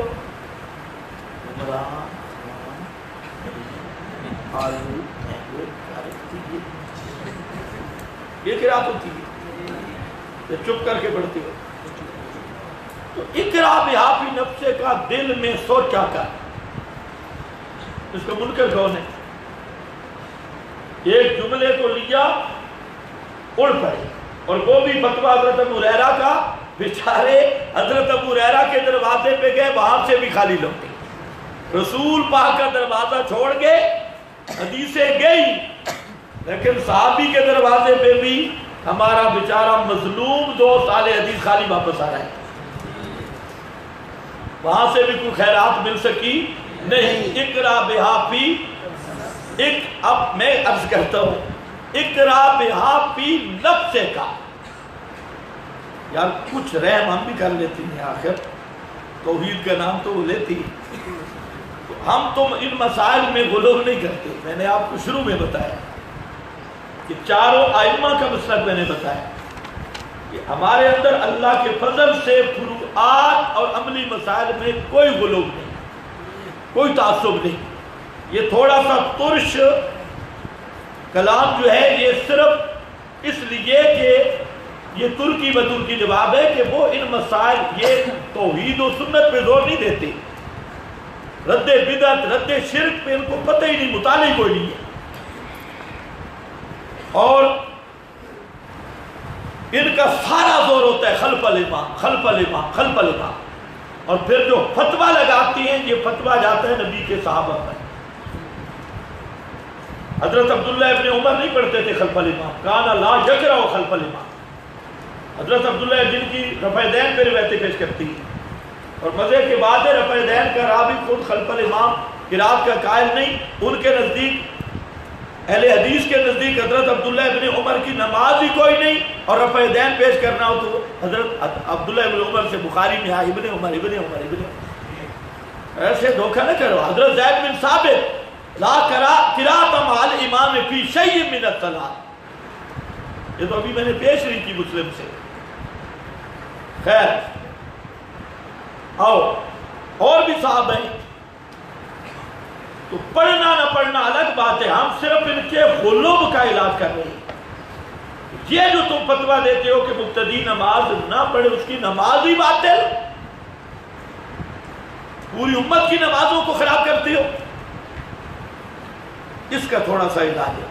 باقی ہمیں نہ ٹائم ہے اور نہ ہم فروعات میں الجھنا چاہتی ہیں، البتہ فروعات میں جو غلوب کرے وہ بدتی ہے، اس کا علاج کرنا ضروری ہے۔ اب ذرا آؤ، اقرا بہا فی نفسے کا کہ تین احتمال ہے۔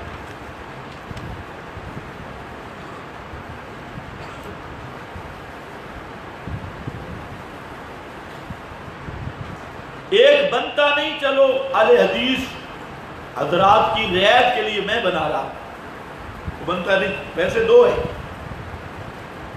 ایک احتمال ہے اقرا بہا فی نفسے کا منفردن، اس نے سوال کیا کہ انا نکون وراء الامام، حضرت ابو ہریرہ نے فرمایا جب اکیلے ہوا کر تو پڑھا کر، اقرا بہا فی نفسے کا، جب تنہا ہوا کر تو پڑھا کر۔ اس کی دلیل کیا ہے؟ آپ نے ہدایت الناب کافیہ شرح جامی وہ پڑھی، اس میں الاسم، اسم کی تعریف ہے، فعل کی تعریف ہے، اور تعریف میں آپ پڑھتے ہیں تدلو علی ما نن فی نفسہ ہی، یا تدلو علی ما نن فی نفسہ ہا، وہ جو ہے نا کوئی سرکش غیر مقلد ہو نا، سرکش بولتی، جہاں سے وہ شرح جامی نے حاصل محصول کی بات چلی، فی نفسہ ہی، فی نفسہ ہا، اس کو ذرا بٹھاؤ اور اس کو حاصل محصول کی بات سے اس کو ذرا اس کا خلاصہ نکالنا، تجھے میں سمجھاؤں فی نفسہ ہا کہ فی نفسہ ہی ہے کیا۔ انشاءاللہ حاصل محصول کے طرف گیا تو موت یقینی ہے، غیر مقلد اور شرح جامی کا حاصل محصول اسے آئے، ای خیال است و محال است و جرور۔ میری یہ بات سننے کے بعد غیر مقلد بھائیوں سے گزارش ہے اپنے کسی مولوی کو حاصل محصول کی بات پڑھنے کے لیے ہمارے یہاں بھیجو، ہم اس کو پڑھائیں، لیکن اس کو سمجھانے کے لیے جو ہے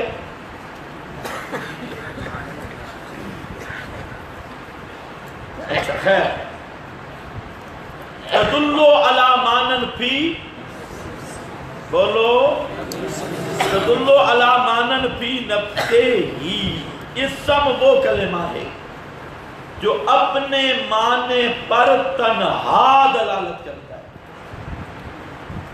پھر وہ کلمہ ہے جو اپنے معنی پر تدلو علی مانن فی نفسہ ہی تنہا دلالت کرتا ہے، اور ہر وہ کلمہ ہے جو اپنے معنی پر تنہا دلالت نہیں کرتا، ساتھ اور کو بھی ملانا پڑتا ہے۔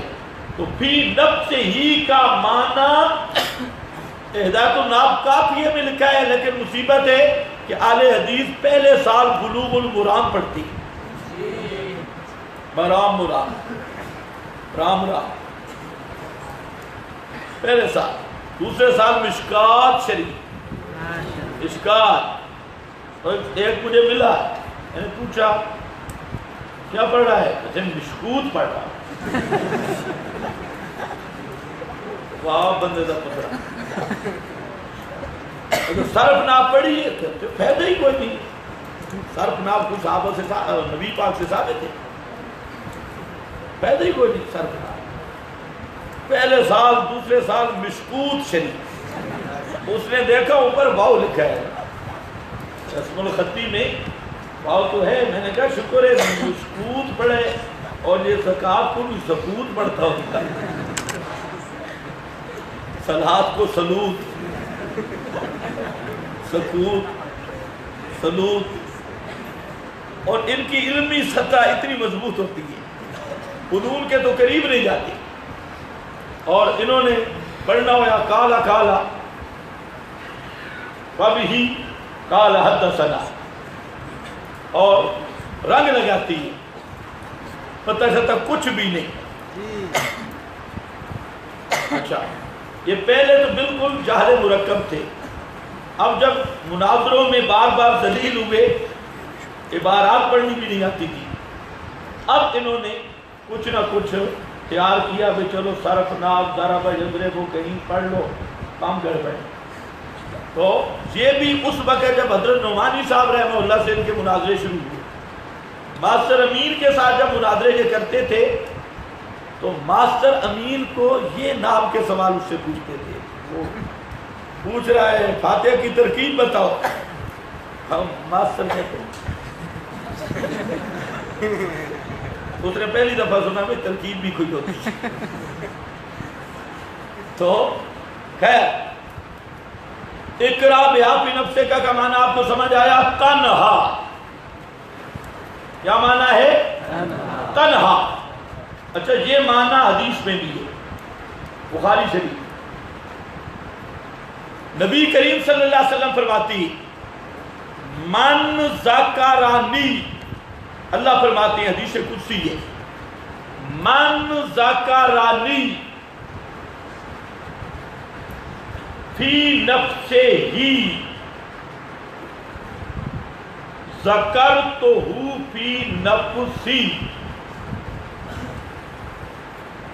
ومن ذکرانی فی ملئن ذکرتہ فی ملئن. اب اس کو ذرا سمجھو، فی نفس ہی مقابل آ رہا ہے ملئن کے جماعت کی. جب بندہ تنہا مجھے یاد کرتا ہے میں بھی تنہا اس کو یاد کرتا ہوں، اور جب بندہ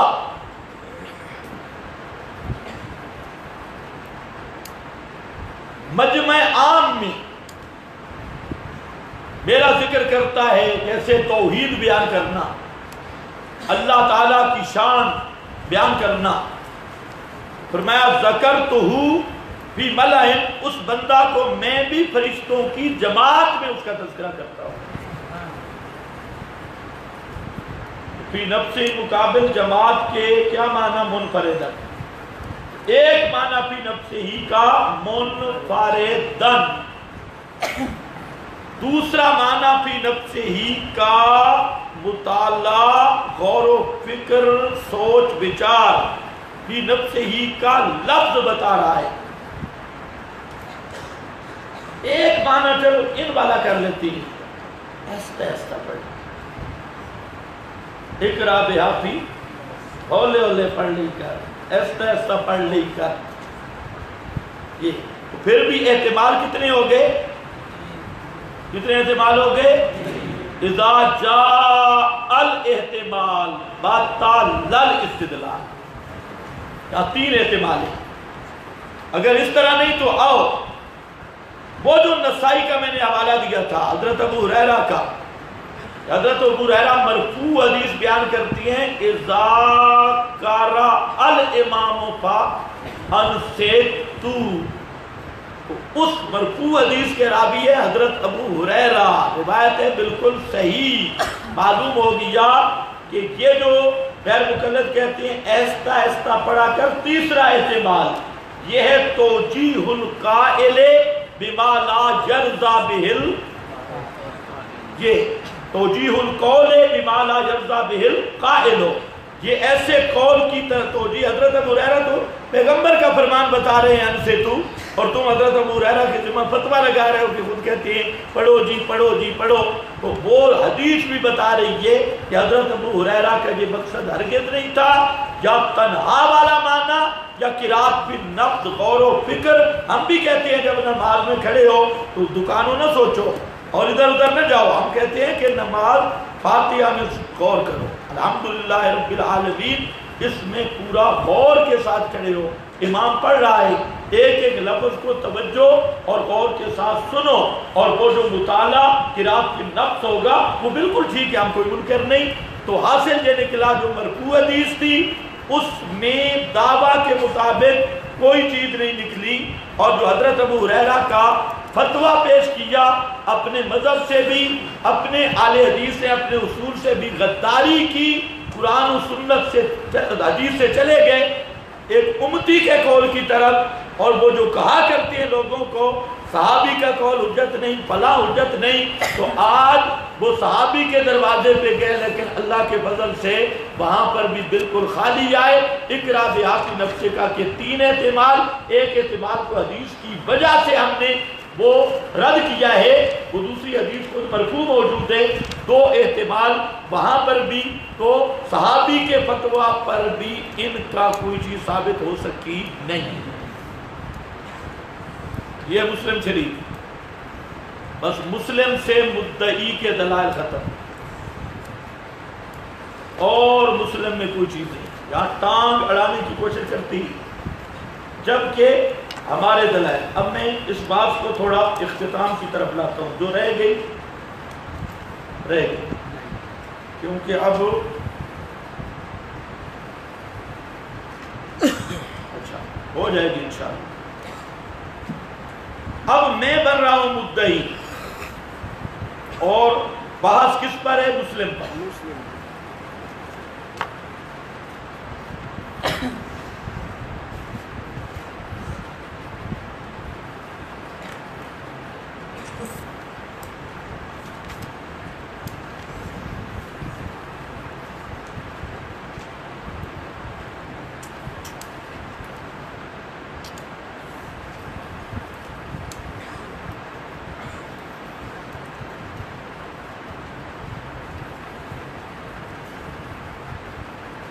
یہ مسلم شریف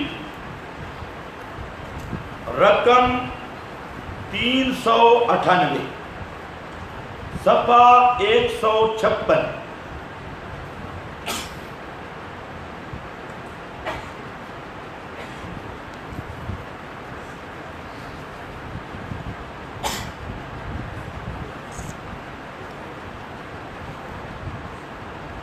فرماتے ہیں راوی ہیں عمران ابن حسین،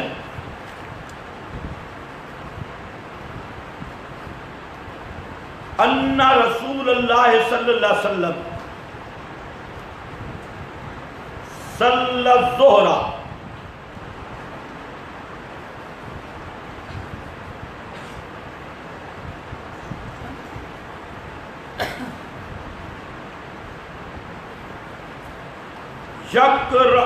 فجعل رجل يقرأ خلفه فجعل رجل يقرأ خلفه۔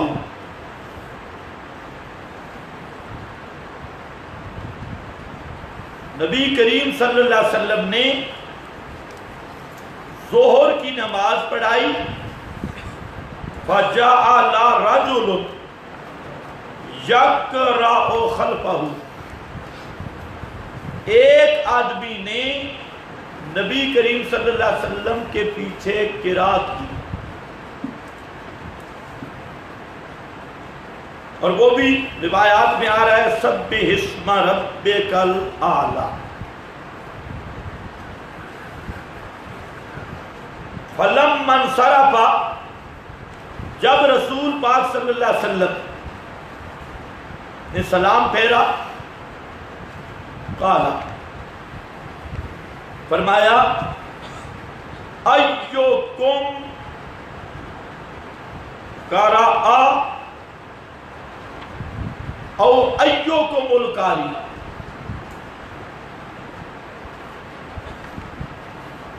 کس نے پڑھا یا قاری کون ہے؟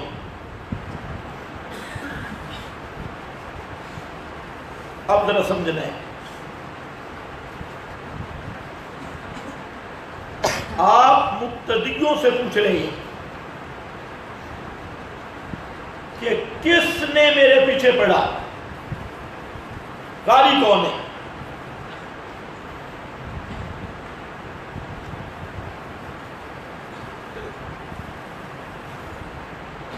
اگر صحابہ رسول پاک صلی اللہ علیہ وسلم کے پیچھے کوئی قرات کرتے ہوتے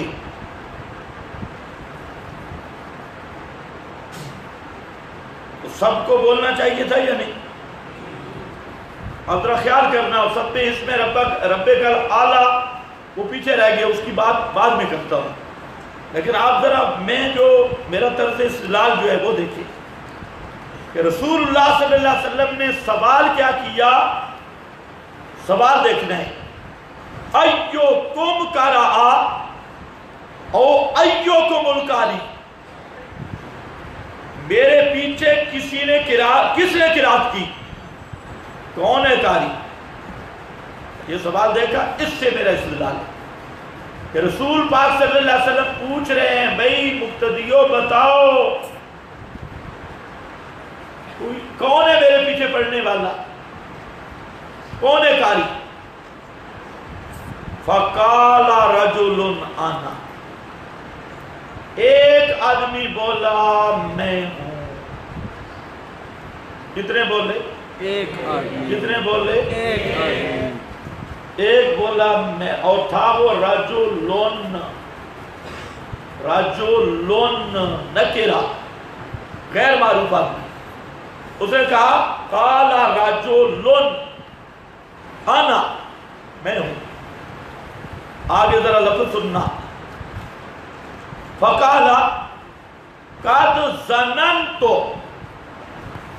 ان بعضکم خالجیناہا، خالجینا، مخالجت، منازعت، میں ایسے گمان مجھے ہو رہا تھا، ذرا توجہ میری طرف رہے، مجھے ایسے ظنن تو میرے دل میں خیال آ رہا تھا کہ شاید کوئی میرا حق مجھ سے چھین رہا ہے، میرے ایسے دل میں بات آ رہی تھی، ظنن تو دل میں یہ خیال آ رہا تھا کہ میرا حق کوئی چھین رہا ہے۔ اب وقت بہت کم ہے، اس میں میں تھوڑا سا سٹاپ کرنا، نماز کا وقت قریب ہے۔ کتنا وقت رہ گیا؟ اس لیے اس پر نسائی، ابو داؤد، مسند احمد خالجیناہا کی تفسیر۔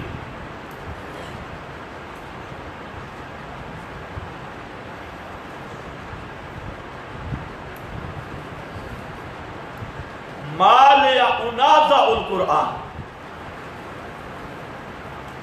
میں موجود ہے، وہاں پر وہ مستقل حدیثیں آ رہی ہے، نسائی ابو داؤد میں مخالجت کا معنی آپ کو بتانا چاہتا ہوں، وہ منازعت سے تعبیر کیا گیا، منازعت، مخالجت، منازعت سے تعبیر کیا گیا۔ وہاں پر بھی آپ نے ان سے بھی پوچھا ایوکم قرأ معی آنفا، کس نے میرے پیچھے قرات کی؟ وہاں مطلق بات ہے، وہاں سورت سب اسما کی بھی نہیں ہے، کس نے پڑھی؟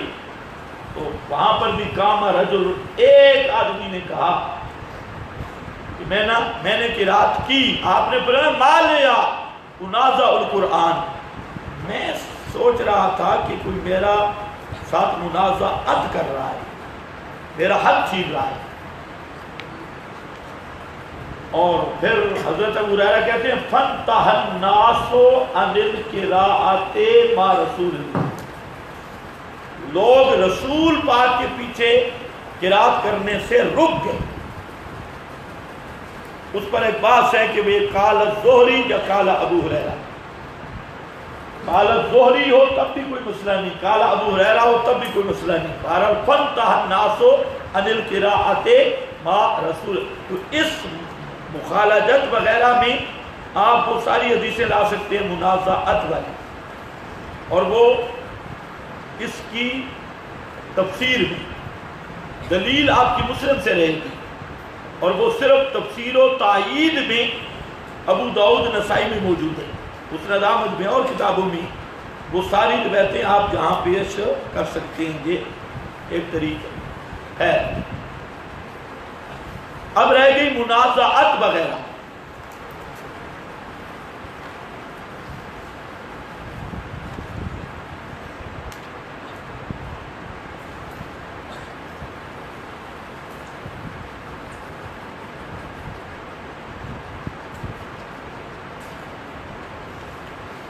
تو منازعت سے پہلے تھوڑی سی بات سمجھو۔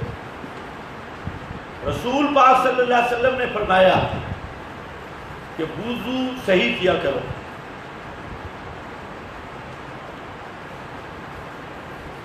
کیونکہ مقتدیوں کا وضو صحیح نہ کرنے کا اثر امام پہ ہوتا ہے. مقتدی اگر صحیح طہارت پہ نہ ہو تو امام بھول جاتا ہے. یہ حدیث میں موجود ہے. تو مقتدیوں کو چاہیے کہ وہ وضو اچھی طرح کرے. یہ ایک اثر معنوی ہے، باطنی اثر ہے کہ اگر مقتدیوں کا وضو صحیح نہ ہو تو امام کو نسیان ہوتا ہے، بھولتا ہے، اسے پتہ ہی نہیں کہ میں نے بیٹھنا ہے. ایک تو ویسے امام کا ذرا منزل کمزور ہو، اس کی بات نہیں کر رہا. ایک یہ ہے کہ مقتدیوں کی طہارت صحیح نہ ہونے کی وجہ سے بھی امام پہ اثر پڑتا ہے. آپ نماز میں آپ پر اختلاف ہوا تو آپ نے یہی فرمایا کہ اچھی طرح وضو کرو، اور خصوصاً نبی کریم علیہ السلام کا باطن تو اس کی مثال ہی کوئی. تو آپ پر ایک معنی یہ بھی غیر مقلد کہتے ہیں وہ اونچا پڑھ رہا تھا. ہم کہتے ہیں اونچا نہیں تھا. کیوں؟ کیا دلیل ہے اونچا نہیں تھا؟ ہم کہتے ہیں لفظ زننتو. کیا لفظ ہے؟ اگر یہ قرات بالجہر ہوتی تو زننتو کا لفظ نہ ہوتا. پتہ نہیں آپ کو سمجھ لیجیے، قرات بالجہر ہوتی تو زننتو کا لفظ، یہ زننتو کا لفظ بتا رہا ہے کہ اس نے پڑھا سرن تھا. اور باقی مخالجت منازعت یہ معنوی ہے. جیسے حدیث میں آتا ہے کہ اللہ فرماتے ہیں الکبریاء ردائی، اس کے ساتھ ملتے لفظ ہیں من نازعنی، جس نے میرے ساتھ منازعت کی میری کبریائی میں. تو وہ منازعت کیا ہے؟ کوئی شور ہے. وہ منازعت یعنی جس نے کبر اختیار کیا. اسی طرح یہ منازعت بھی کیا ہے؟ منازعت باطنی، کہ قرات امام کا وظیفہ ہے. حق الامام، اگر مقتدی قرات کرتا ہے تو یہ امام والا حق مقتدی چھین رہا ہے. کیوں؟ اب ذرا توجہ میری طرف. اسی منازعت پر حضرت جابر بن عبداللہ کی روایت مسند احمد ابن منی میں صحیح سند کے ساتھ موجود ہے. فتح القدیر نے بھی صحیح سند سے لایا، روح المعانی بھی لایا، جس میں آ رہا ہے من کان لہ امام فقرات الامام لہ قرا، جس کا امام ہو. اس روایت کی متعدد اسانید ہے، لیکن یہ وہ جو میں سند پیش کر رہا ہوں یہ وہ ہے کہ جس کو غیر مقلدین کا امام علامہ محدث البانی وہ کہتا ہے کہ اس کی سند بالکل صحیح ہے حضرت جابر تک. جابر ارواء الغلیل میں تو امام کا پڑھنا مقتدی کی قرات ہے. جب امام کی قرات مقتدی کی ہے اور قرات وظیفۃ الامام ہے، امام کا وظیفہ ہے. اب اگر مقتدی قرات کرتا ہے تو امام کا حق چھین رہا ہے. اور یہی بات رسول پاک نے فرمائی کہ زنن تو میں سوچ رہا تھا کہ میرا کوئی حق چھین رہا ہے. یعنی یہ جو اثر تھا وہ باطنی اثر تھا. جیسے میں نے آپ کو وضو والی مثال دی کہ آپ پہ بوجھ محسوس ہوا کہ کوئی گڑبڑ کر رہا ہے. یہ حدیث بھی واضح دلیل ہے کہ امام کے پیچھے قرات کرنا یہ امام کا حق چھیننا ہے، اور یہ مقتدی کا وظیفہ نہیں ہے. قرات کس کا وظیفہ ہے؟ امام کا. آپ کو کوئی بات سمجھ بھی آ رہی؟ نمبر 2 صحیح مسلم شریف، اس میں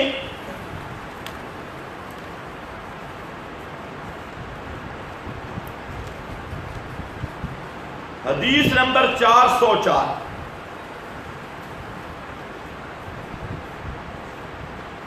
اب ذرا خیال کرنا،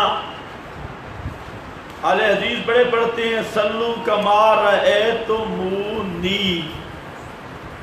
اب پتہ چلے گا صلو کما رأیتمونی.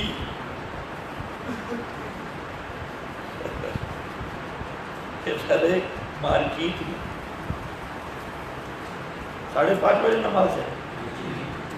پھر تجھے پوری نہیں ہو سکے گی بات. شام کو پورا شام